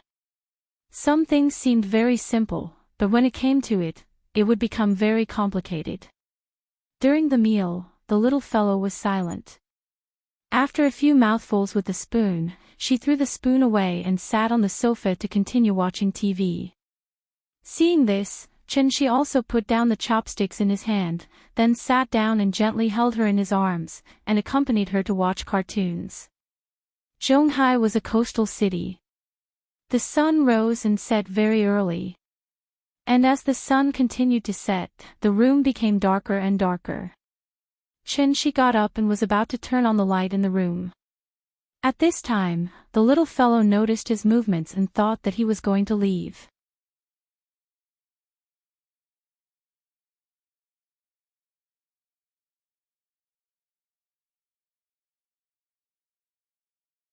Chapter 79. The next morning, Qinshi's phone suddenly rang. It was a text message notification. Not many people knew his phone number, so his phone was idle all day long. Could it be a message from Auntie Zhang? Qinshi thought as she picked up her phone. However, when he picked up his phone and read the content, he froze. Your savings card account ending with 1517 received 100 million. 00 yuan at 10:29 on September 24th. Your current balance is 106,278,486. 00 yuan. 10 million. 100 million. Without thinking, Qinshi suddenly understood where the money came from. Therefore, he couldn't help but feel a little emotional. It turned out that money was just a series of numbers for rich people. Sure enough, Qinshi didn't wait for long before his phone rang.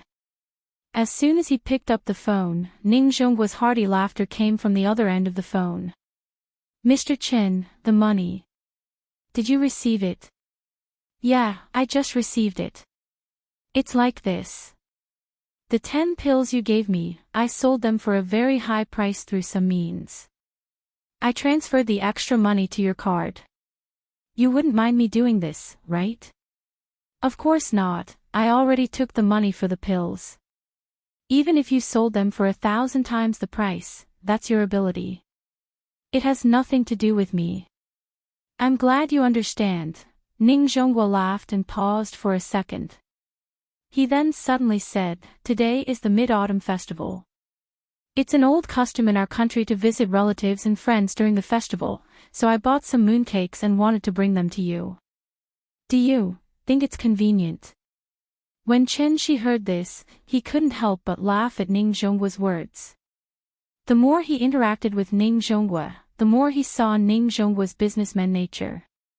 It was a source of power that had been completely integrated into his blood, driving him to move in a direction that was profitable.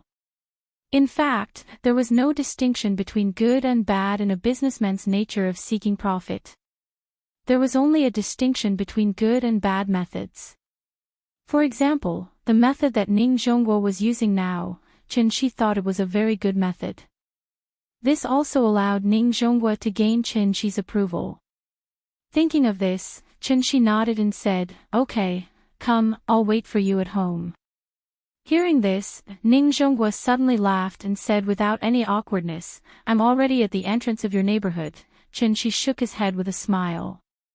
He was truly speechless at old Ning's eagerness. All right, wait for me. I'll come and get you. After hanging up the phone, Qinshi touched the little fellow's head and said, Daddy will be out for 2 minutes and will be back soon. You just sit here and don't run around, okay? Yes.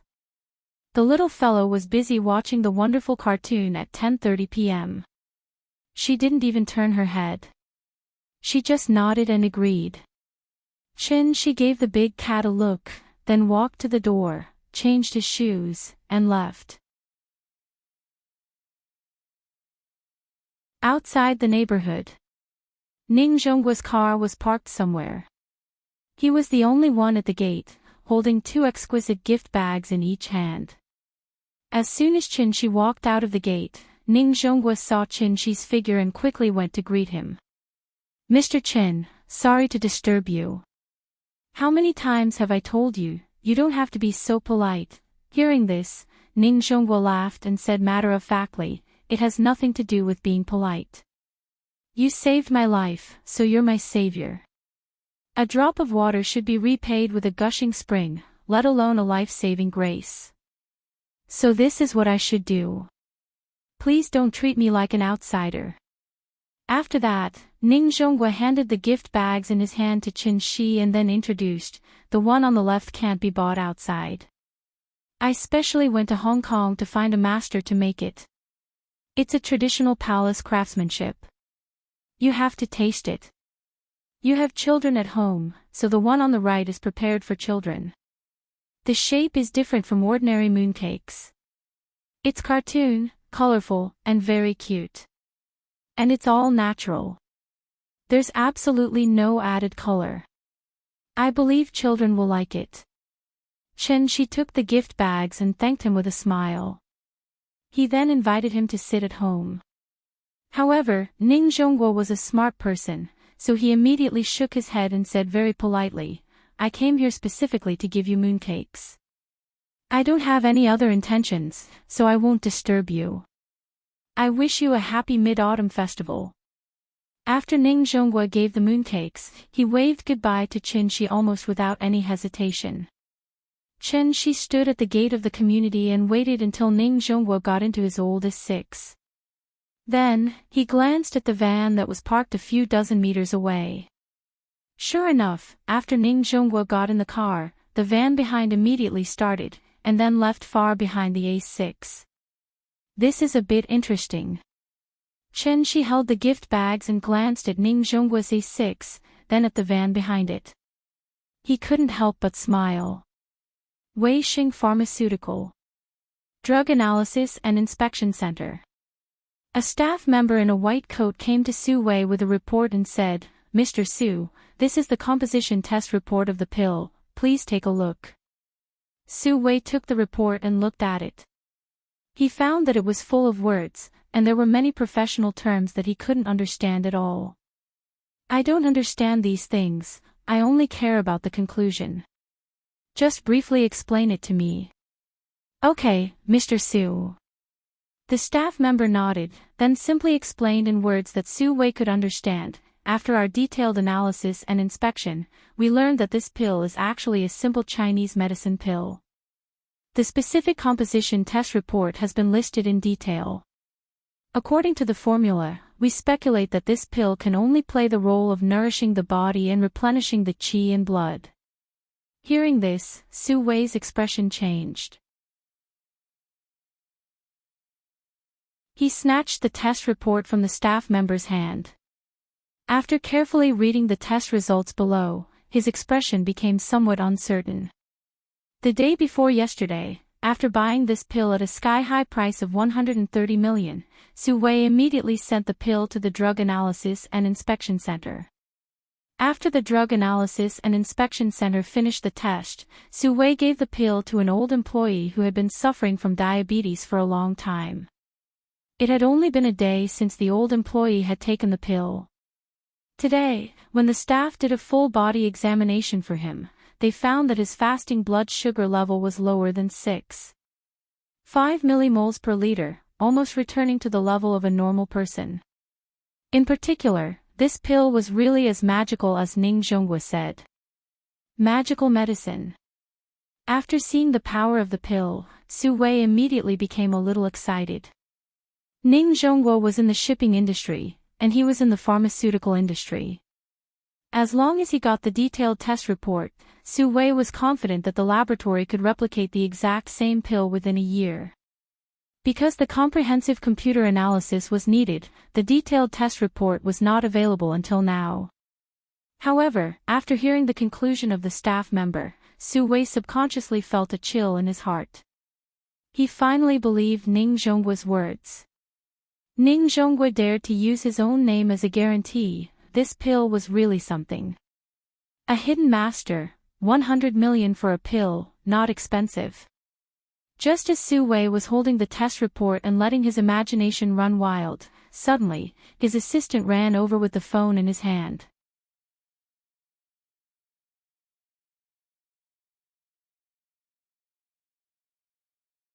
Chapter 80. Chen Shi returned home with the mooncakes in his hand.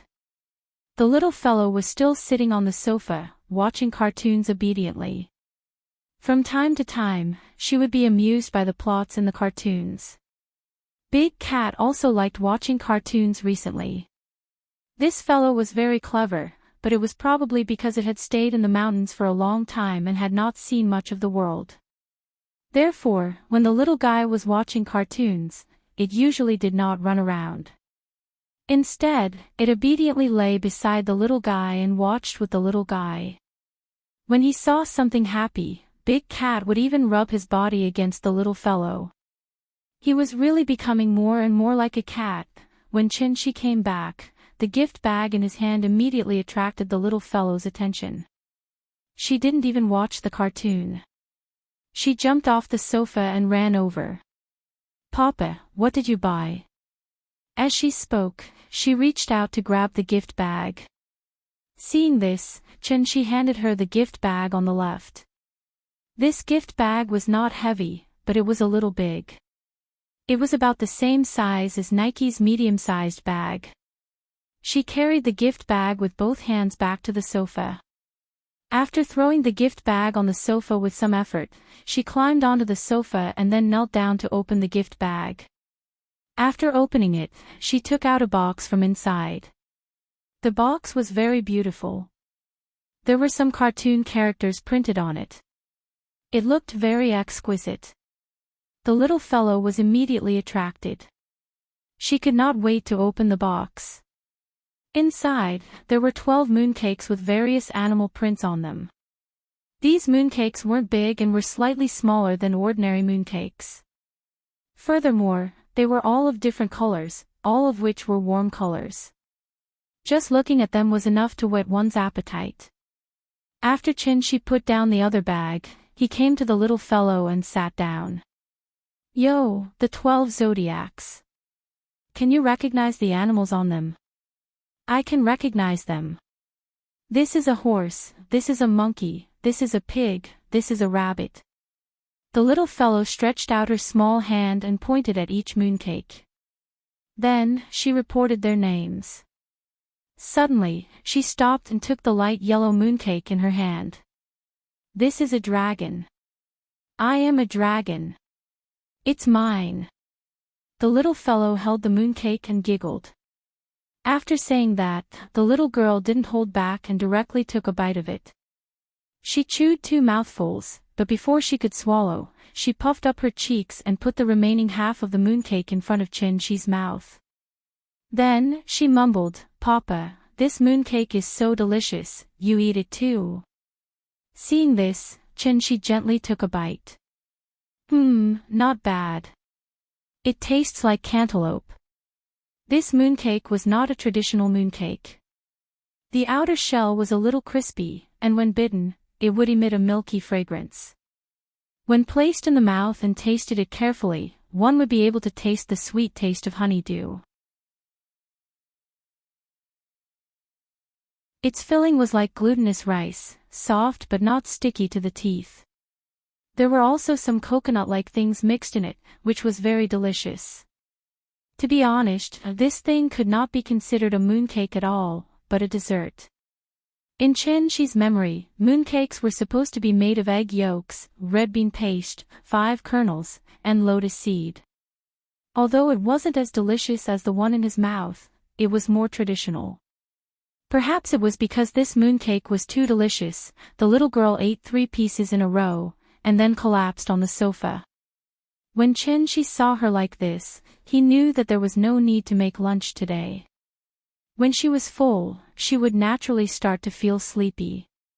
The little girl watched cartoons for a while, and unknowingly, she dozed off.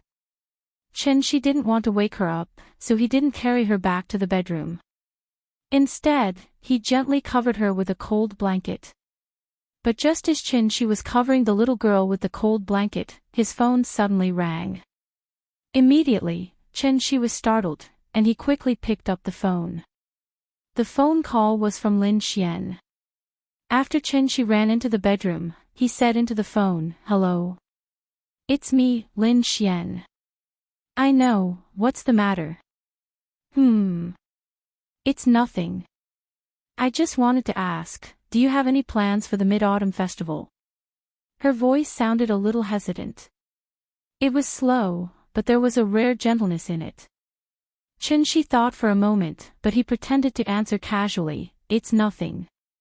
I just let her play too much a few days ago, so I'm going to tutor her at home for the next 2 days to adjust her.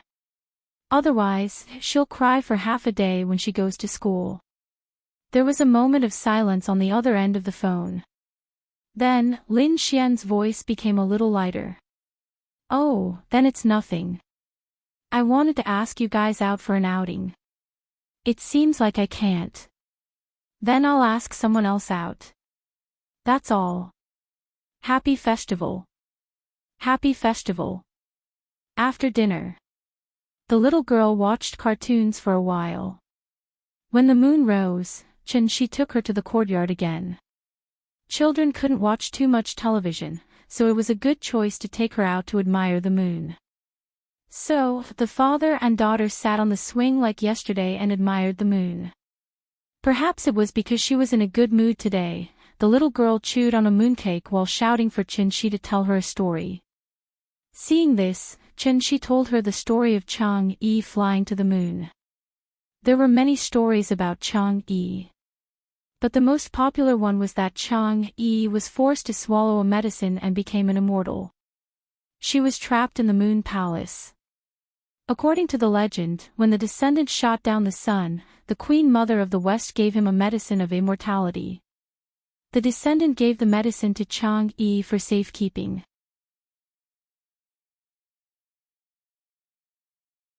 One day, the descendant's disciple, Feng Meng, took advantage of the descendant's absence and forced Chang-Yi to hand over the medicine of immortality.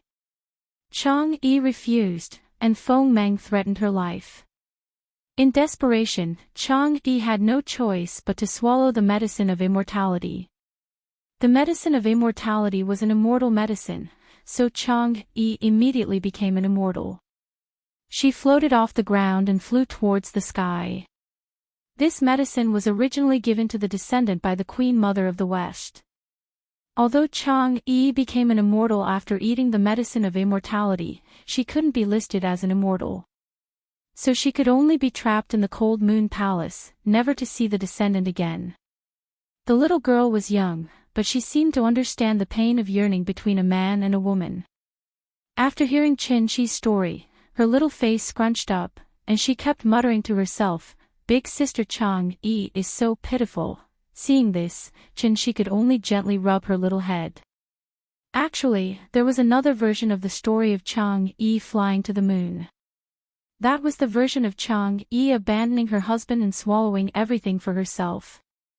Because Chang-Yi didn't know that this medicine was only effective for the descendant, after swallowing it, she discovered that she was forever trapped in the Moon Palace. This was also a punishment given to her by the Queen Mother of the West. Of course, this version of the legend was a bit dark, so Chen-Shi didn't tell the little girl. The father and daughter pair swayed leisurely on the swing and admired the moon. Meanwhile, in the distance, in a small courtyard, a white-robed woman walked out of the pavilion and looked up at the full moon in the sky. She was dressed in a pure white dress, and under the bright moonlight, she was like a piece of white jade, shining brightly. The moonlight was like water, but it was also bone-chilling. Who could understand Chang's suffering? 10 frosty shadows turned the courtyard tree, this evening bound people to a corner. Not necessarily, Chang'e was without sorrow and hatred, the jade toad was cold and the osmanthus was lonely. Asterisk asterisk asterisk asterisk asterisk asterisk asterisk asterisk asterisk asterisk chapter 76. Someone asked the use of the poem at the beginning, saying, I am water. Now, let me explain. That poem corresponds to this one. Both poems are called Mid-Autumn Moon. One is by Su Shi, and the other is by Yan Shu. Both poems have metaphors. Putting aside the metaphors, these two poems perfectly fit the theme of this book.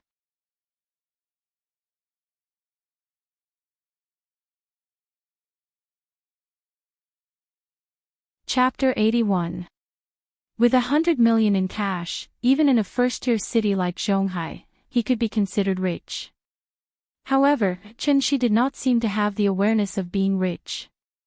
He was still busy buying groceries, cooking, washing clothes, and taking care of the children every day.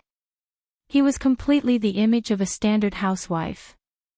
Many people who had money would first buy a house, thinking that they should change to a better environment for their children to grow up in. Chen Shi did not consider the issue of changing houses at all. There were mainly a few reasons. First of all, this was the house that he and Ningying had worked hard to buy before he left, so he had deep feelings for this house. If there was a forced demolition, Chen Shi might become the most powerful holdout in history. Second, other than the house being a little shabby, the sanitary environment was a little poor, and the surrounding facilities were a little lacking. What else was wrong with it? Most of the residents in the Kong residence district were not rich, so they might often quarrel over some trivial matters. However, if something really happened to a family, the kind of concern and help from the neighbors was not something the rich people who lived in a mansion alone could feel. Chen Shi was very used to living here, so he did not plan to move at all. He did not even consider redecorating. After all, he used to live very comfortably in the cave, didn't he? But then again, in fact, even Chen Shi himself did not realize that he was now completely integrated into this society. It was like returning to the feeling before he left. It was a feeling called life, which made him feel very comfortable every day. In the morning, after the little girl and Aunt Zhang had a video chat, Chen Shi hugged her and asked seriously, Nian, do you still want to go to kindergarten? The little girl bit her finger and thought for a while, then she said hesitantly, I don't want to go. Perhaps she still remembered that she was the one who strongly requested to go to kindergarten, so she immediately said with some embarrassment, you can go too. After that, she burrowed into Chen Shi's arms. Seeing this, Chen Shi could not help but smile and rubbed her little head. It was already far beyond Chen Shi's expectations that she could endure until now. Children were always curious about things that they had never come into contact with before. It was the same in kindergarten. Nian used to be envious of other children who could go to kindergarten, but when she really went there, she found that kindergarten was actually not a very fun place. She could play once or twice, but if she did it every day, how could she not get tired of it? In fact, Nian's kindergarten was still okay. Teacher Wang was very responsible, and the arrangement of their curriculum was very scientific. There was not too much content that was beyond the syllabus.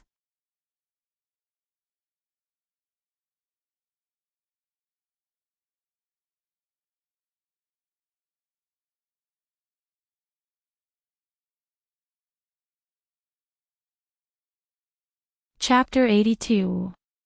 To be honest, the real reason why Chen Shi wanted to go to Shangjing so quickly was, he had money. After all, Shangjing was the capital of a country, and the cost of living there was not low. A few years ago, it was very popular to move to the north. Many outsiders with dreams came for the first time. At first, they did not even have a stable income and could not afford the rent, so they could only live in extremely bad conditions in the basement. That kind of life was very bitter just thinking about it. Chen Shi was not afraid of hunger or cold. He was completely a humanoid mecha, and the kind that did not consume electricity. If it were not for the little girl, he would have gone straight to Shangjing the moment he received the news about Yingying. It was not easy being a father, and he was afraid that his child would be wronged. So no matter how much he longed for it, he could only take good care of his child first. Now that he had money, Qinshi could finally fulfill his ambitions. He took Nian to eat and play along, and slowly walked and looked for her. He treated it as a vacation. Yingying last appeared in Shangjing, and it had been 3 years since then. So, Qinshi did not have high expectations for the result of this trip. He really did not have much hope. But what was the difference between a person without dreams and a salted fish? He had to try first. Now that he thought about it, Qinshi really regretted it. If he had known that 100 years in the heavenly jade world was only a year on earth, he would have cultivated for a while more before returning. It was all because he was too excited when he received the news that he did not want to wait a moment longer. He set off in a hurry and paid a heavy price because of it. He had not been able to comprehend the true meaning of the word void, so he had not been able to step into the void transformation realm.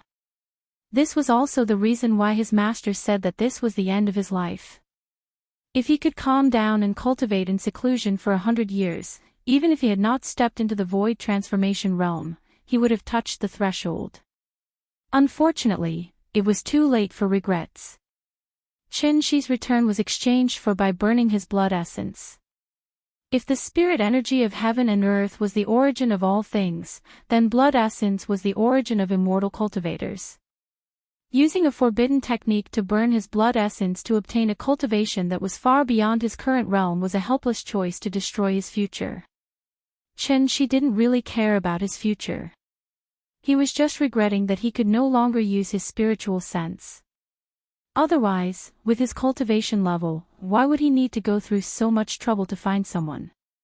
The next morning, the flight was booked for 2:40 p.m., first class. Therefore, after breakfast, Qinshi was very cooperative and sang, "Where are we going, Daddy?" with the little girl. The father and daughter were singing happily when suddenly, there was a light knock on the door. Qinshi frowned and glanced at the door, but he did not immediately get up to open it. The little fellow was sitting beside Qinshi. When she heard the knock on the door, she immediately shouted excitedly, "Someone is knocking on the door, someone is knocking on the door." Qinshi did not move, and the little fellow immediately became anxious. She quickly shook his arm and shouted, "Papa, someone is knocking on the door. Open the door." "Got it." Qinshi pinched her little face. Only then did he get up and open the door under the little fellow's constant urging. There were 3 people standing outside the door. A middle-aged man in his 40s. Behind the middle-aged man stood 2 big men in black suits, who were obviously bodyguards. After seeing Qinshi open the door, the middle-aged man turned his head to the 2 bodyguards and said, "You go down and wait for me." After that, the middle-aged man turned his head and looked at Qinshi. He asked enthusiastically, "Excuse me, are you Mr. Qinshi?" "Yes, I am." "What's the matter?" "Oh, hello, it's like this," the middle-aged man laughed and said politely. After a pause, he continued to ask, "I want to take the liberty of asking you a question. Excuse me, do you know Ning Zhonghua?" After that, the middle-aged man stared at Qinshi's expression, as if he wanted to see something from his face. However, Qinshi's answer was somewhat out of his expectations. It seemed that he did not mean to hide it at all. Qinshi nodded directly and replied, "Yes." The middle-aged man was stunned. He did not expect Qinshi to admit it so quickly. However, he was also experienced, so he immediately laughed and said, "That's great. Hello, Mr. Qin, my name is Su Wei. I've been friends with Ning Zhonghua for many years." After that, Su Wei laughed and extended his right hand to Qinshi. Out of politeness, Qinshi shook his hand. Su Wei saw that Qin Shi's attitude towards him was quite friendly, so he looked around. After confirming that there was no one else around, he said mysteriously, "Mr. Qin, I have something to talk to you about. I wonder if you're free now." After that, Su Wei glanced behind Qin Shi, hinting that he wanted to enter the house. However, Qin Shi had no intention of letting him in. He said directly, "The family next door went out for the Mid-Autumn Festival yesterday. If you have anything to say it here." Listening to his tone, he seemed to be a little impatient. Seeing this, Su Wei could only look around again and said in a low voice, "I'm here this time mainly to talk to you about the pill, so it might be a bit inconvenient to talk here." Hearing this, Qin Shi suddenly laughed. After he looked at Su Wei from head to toe, he looked at Su Wei and said, "You're very good. Yesterday, Ning Zhonghua just delivered the mooncakes, and today, Su Wei came looking for him."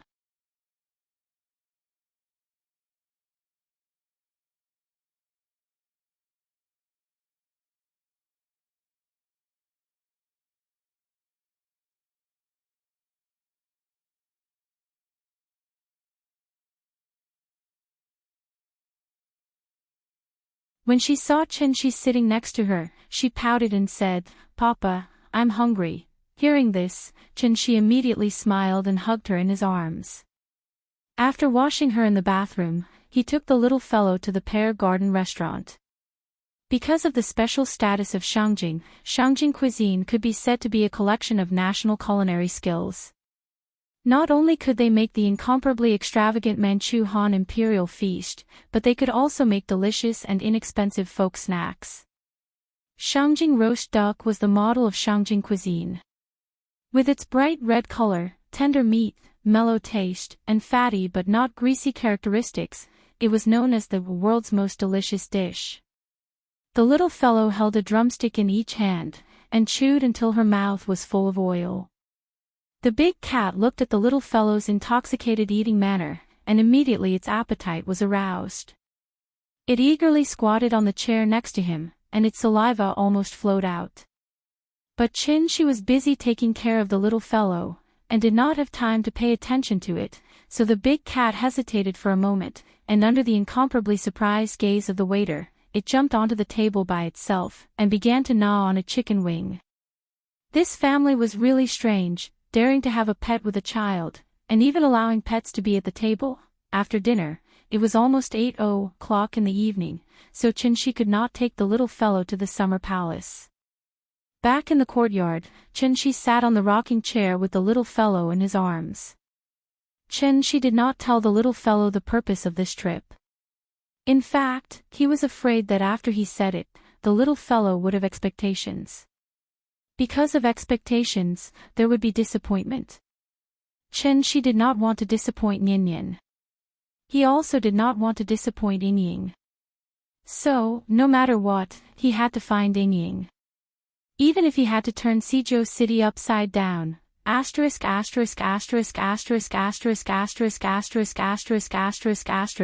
you, Miss Ning Xiaojia, for being promoted to the chief.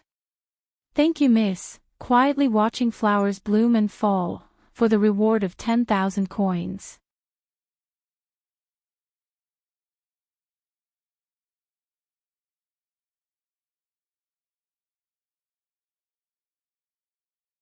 His entire body was like a light bird as he lightly flew over the wall.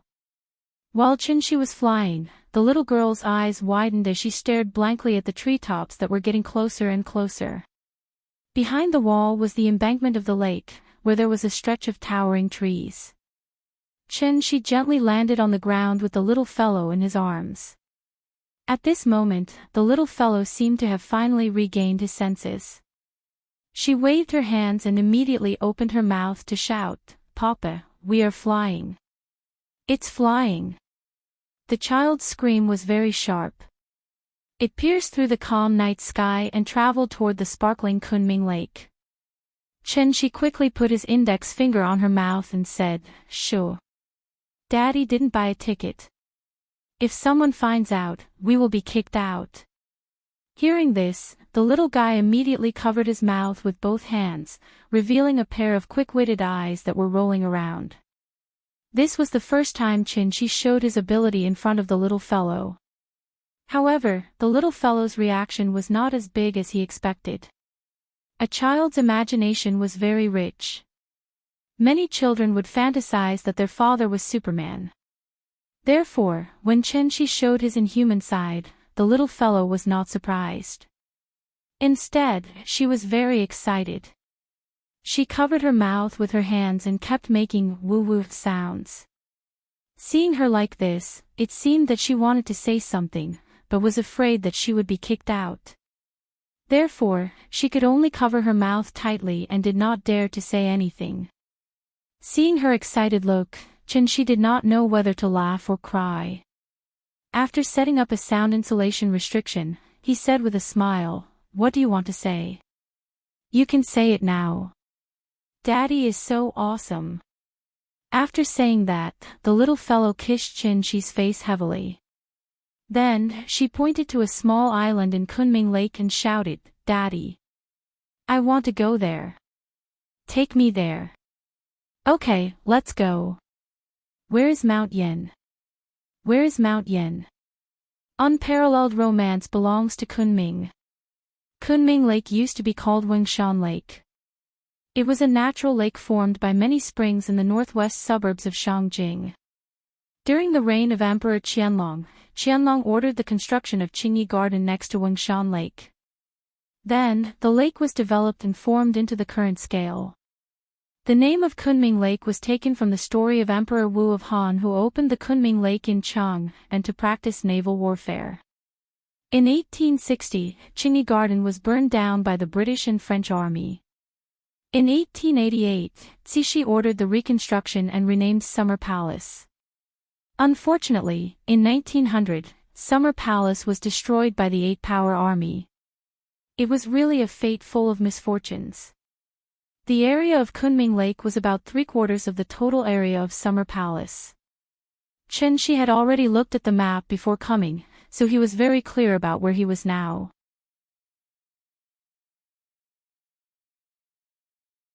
There were 3 small islands in Summer Palace. Chin-Shi was now near the Mirror Pavilion Island.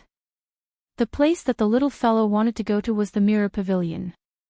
Most of the scenic spots in Summer Palace were concentrated on the Longevity Mountain in the north. Looking from afar, one could see a scene of bright lights.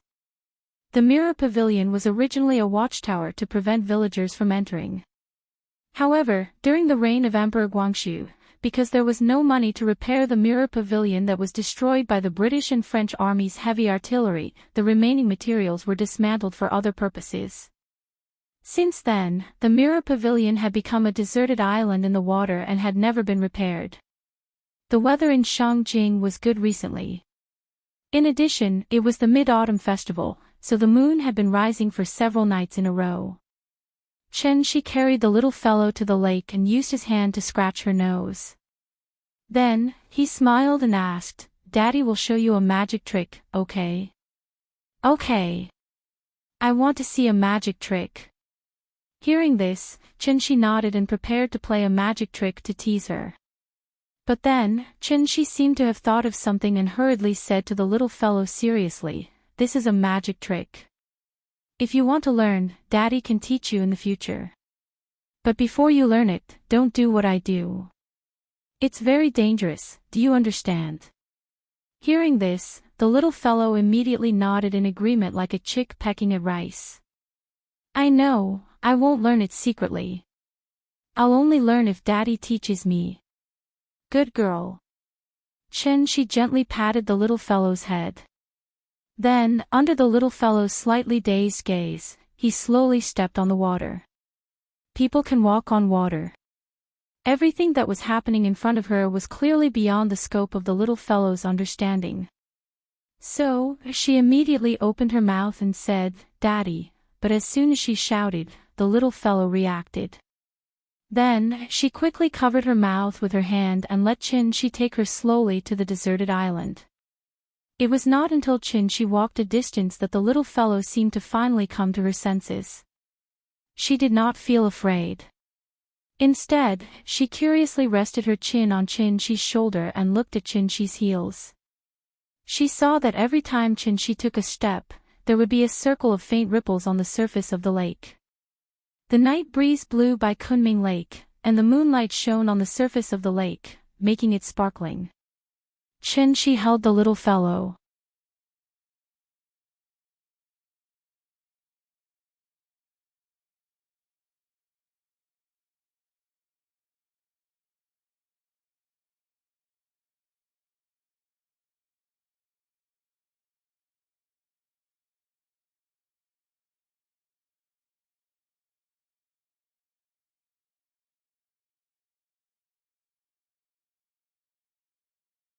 Article 42 of the Public Security Administration Punishment Law clearly stated that peeping, candid photography, eavesdropping, and spreading other people's privacy would be detained for not more than 5 days or fined not more than 500 yuan.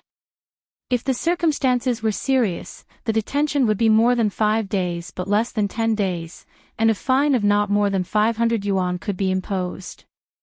It was precisely because of the fear of public security agencies that many detective companies were secretive about their business. The company's address and contact information were often changed, and it was difficult to find. Naturally, it was very mysterious. As one of the leading private detectives in Shangjing, Feng Mintai was not as low-key as the average person. He had his professional dignity and was determined to be the spokesperson for the private detective industry. Therefore, after he became famous, Feng Mintai moved his company to a 5A grade office building and swore that he would never be like a rat in the gutter, hiding all day long. Of course, his company's main business was consulting, not private investigation. On this day, Feng Mintai welcomed a group of strange customers. A man who looked to be less than 30 years old was holding a 4 or 5-year-old little girl in his arms. The little girl was holding a black kitten in her arms. Feng Mintai originally thought that it was some kind of custody dispute, so he didn't bother and just sent someone to receive them. However, less than half a minute after the receptionist left, he scrambled over, saying that it was a big client and that he needed to attend to him personally. Feng Mintai had not personally received a customer for many years. After all, he was now a successful person with a certain social status. If he wanted to receive them personally, they had to be well-known figures in the legal world or leaders of public security organs. However, since the client had requested it, there was no harm in meeting him. However, Feng Mintai walked into the reception room calmly and sat opposite the man with a strong aura. The man's first sentence immediately scared him so much that he couldn't help but stand up. 10 million to help me find a person. If you really can't find him, it's okay. As long as you can provide me with useful clues, a clue for 1 million, how about that? 10 million to find a person. Even if he couldn't find the person, as long as he could provide clues, a clue was worth 1 million. Was this a police warrant? Feng Mintai had been in the business for so many years, but he had never seen such a big client. How was this a client? This was AF * King God of Wealth. How much did he earn per month to support an employee? The cost of living in Shangjing was not low. Feng Mintai offered the basic employees a basic salary of 4,000. If there was business, he would receive a commission based on the business unit price. Because of the special nature of the work, the employees would receive a living allowance of 200 yuan per day during the performance of the business. Even so, taking everything into account, how much was an employee's monthly salary? 50 million. Feng Mintai could immediately pull out a reinforced company of people to serve the god of wealth in front of him. Moreover, their industry was different from other industries. The industry had frequent exchanges, and there was no competition among the same industry. Similar to the business of finding people, when he received a commission, his colleagues from all over the country would take the initiative to disclose relevant clues to him. Then, he would distribute the information to his colleagues. Wasn't it difficult to find a person who owed money and ran away, hiding in a small county town? But didn't they also catch one accurately? Finding people was too easy. Therefore, even with Feng Mintai's current self-cultivation, he was so excited that he almost jumped up. Their industry usually required a deposit of 20%. However, because the contract amount was too large, Feng Mintai only symbolically asked for a deposit of 100,000 yuan.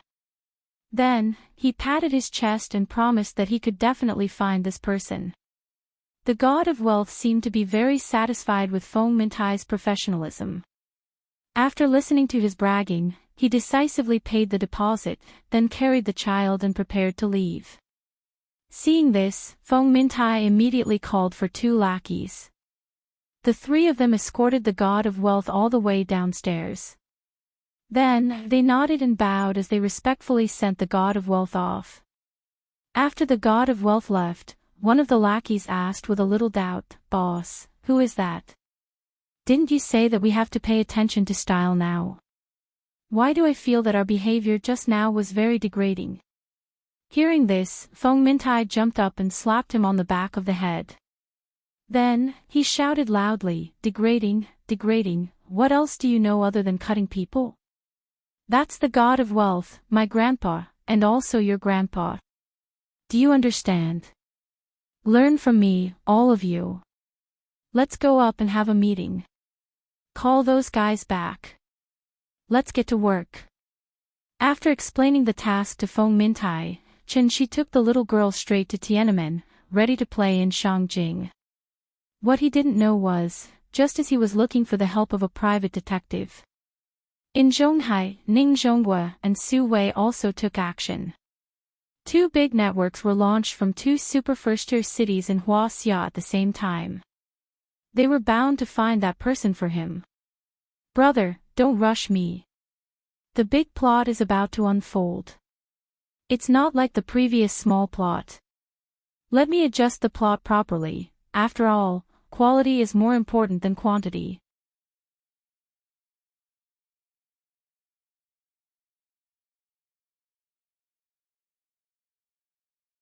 Chapter 87. As the capital of a country, there were too many tourist attractions in Shangjing.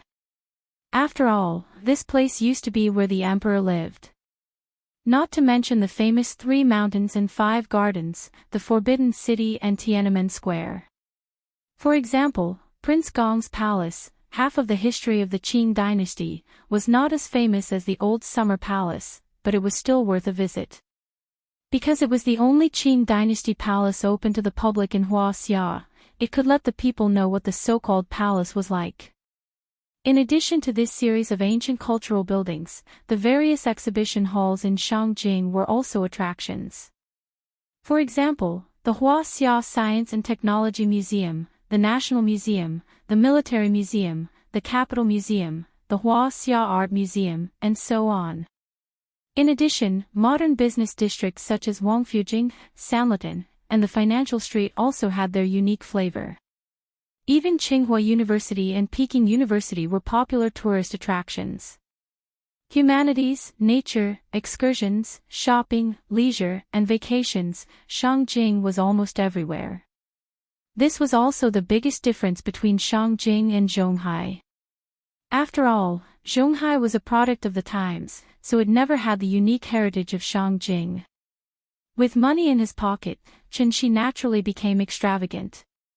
So after checking on the internet, he decisively rented a Passat and prepared to take the little fellow to have a good time in Shangjing.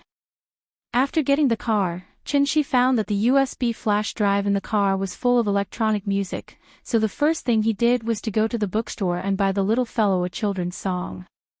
Then, the father and daughter sang while driving to Tiananmen Square. I love Tiananmen Square in Shangjing. The sun rises on Tiananmen Square. This was the first time Chen Shi drove after returning to Earth. The little fellow sat in the back seat and rolled over, very excited. After a while, the little fellow was a little dissatisfied because her father was not by her side. So she stood in the back seat and wanted to climb from the armrest to the front passenger seat. Chen Shi noticed her movements and quickly reached out his right hand to block her way. Then he said earnestly, "Good girl, sit in the back." Children can't sit in the front, or the police will take you away. The little fellow was so excited that she couldn't care less. She giggled and hugged Chin-Chi's arm, wanting to roll to the front passenger seat. It couldn't be helped, Chin-Chi couldn't drag her back to the back like a chicken, so she could only let her do whatever she wanted in the car. Listen to me. Children really can't sit in the front. If you are seen by the police, then our car will be towed away by the police, and then Dad will go to jail. If Dad goes to jail, who will take care of you? Hearing this, the little guy, who was originally standing in the passenger seat, immediately withered like an eggplant that had been hit by frost. She looked out of the window and snorted unhappily. Then, she crawled back to the back seat.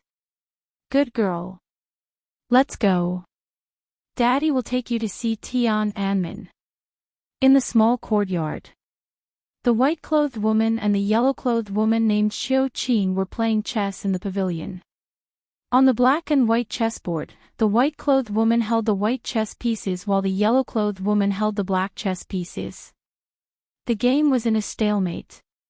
Under the constant pressure of the white chess pieces, the black chess pieces gradually lost their composure. The territory that they worked so hard to occupy was slowly nibbled away by the white chess pieces. Seeing that she was at a disadvantage, the yellow-clothed woman was still smiling. It was as if she didn't put all her attention on the chessboard. It was the white-clothed woman's turn to make her move. She gently picked up a chess piece with her index and middle finger. Just as she was about to make her move, she suddenly heard the yellow-clothed woman's inane laugh.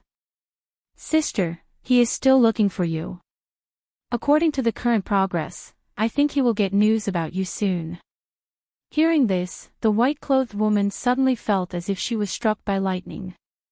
In her excitement, she couldn't help but loosen her fingers and the white chess piece in her hand fell on the chessboard. Although she quickly recovered, her forced calm appearance couldn't escape the yellow-clothed woman's eyes. Life was like a game of chess. There was no regret when one made a move. Since she had made her choice, she had to stick to it. The yellow-clothed woman smiled. You and I are sisters. We have been the closest since we were young. If you have something on your mind, I can guess it even if you don't say it. Why hide it from me? As she spoke, the yellow-clothed woman picked up a black chess piece. Then, the black chess piece was placed at the position where the white-clothed woman wanted to place her chess piece. It was because of the placement of this black chess piece that the situation instantly turned around. The black chess piece that was originally in a desperate situation was instantly revived by her. The black chess piece was about to fly away, and the white chess piece was already in a desperate situation. The white-clothed woman stared at the chessboard in a daze. After sighing softly, she shook her head. Then, she took out 2 white chess pieces and placed them at the bottom right corner of the chessboard. She admitted defeat. Seeing that the white-clothed woman admitted defeat, the yellow-clothed woman smiled and was about to say something. However, at this moment, the white-clothed woman spoke first. Hua Qing, you really don't have to compete with me. Because I didn't arrange it, and it's not what I wanted. I know you have resentment, but please don't blame me for it, okay? The white-clothed woman said very pleadingly. The yellow-clothed woman was stunned for a moment, and her expression changed slightly. She thought for a moment, then forced a smile and said, Sister, what are you talking about? Why don't I understand? Hearing this, the white-clothed woman could only sigh deeply. Then, she looked at the yellow-clothed woman and said seriously, Hua Qing, if you really treat me as your sister, then don't compete with me anymore, okay? After all, you're the person closest to me. Why do you always have to compete with me? That's not what I want, it's really not what I want. As she spoke, the woman in white turned her head to look outside the pavilion and muttered to herself towards the sky. The yellow-clothed woman was silent for a long time. A gust of wind blew in the small courtyard, carrying the fallen leaves at the end of September and making a rustling sound on the ground. Suddenly, the yellow-clothed woman chanted softly, "100 gods descend, the heavenly gate opens." After hearing the yellow-clothed woman's chant, the white-clothed woman was stunned. Then, she could no longer suppress the emotions in her heart. 2 streams of hot tears rolled down her cheeks. Yes, once the heavenly gate opens, the mortal world ends. As she cried, she took off the necklace on her neck. After looking at it affectionately, the white-clothed woman handed the necklace to the yellow-clothed woman and pleaded, "Hua Qing, can you do me a favor?" The yellow-clothed woman looked at her with a complicated expression, then shook her head. "No, I can't help you." With that, she flicked her sleeves, stood up, and walked out of the pavilion. The white-clothed woman stared blankly as she flicked her sleeves and left. Her face was full of despair. Creak. After a soft sound, the door opened. The yellow-clothed woman did not leave immediately. She hesitated for a moment, then suddenly turned her head and said to the white-clothed woman in the pavilion, "If you're willing to give me that necklace, I won't mind." Hearing this, the white-clothed woman's tears turned into a smile. That smile was like a flower after the rain. It was so sweet that it could make everything in the world pale in comparison. If Qin Shi was here, he would realize that this necklace was exactly the same as the one he gave to Ying. Tiffany, and series. It was an entry-level design with the meaning of not forgetting one's original intentions. It only cost 1,450 yuan, and the receipt was still in their bedside table. This was also the only necklace that Qin Shi gave her. "Thank you, brother, Katatsumuri, for building 1,000 stories and being promoted to a guardian. Thank you, Mr. Xia Zhongyu, for the 10,000 yuan reward." You're tuning in to the Dreamy Chapters YouTube channel. We're so grateful for your support, and don't forget to subscribe to join us on this incredible journey through captivating stories. Your generosity through donations truly makes a world of difference, as it's the primary source of revenue that allows me to expand and enhance this channel for you. Thank you from the bottom of my heart for being a part of this adventure.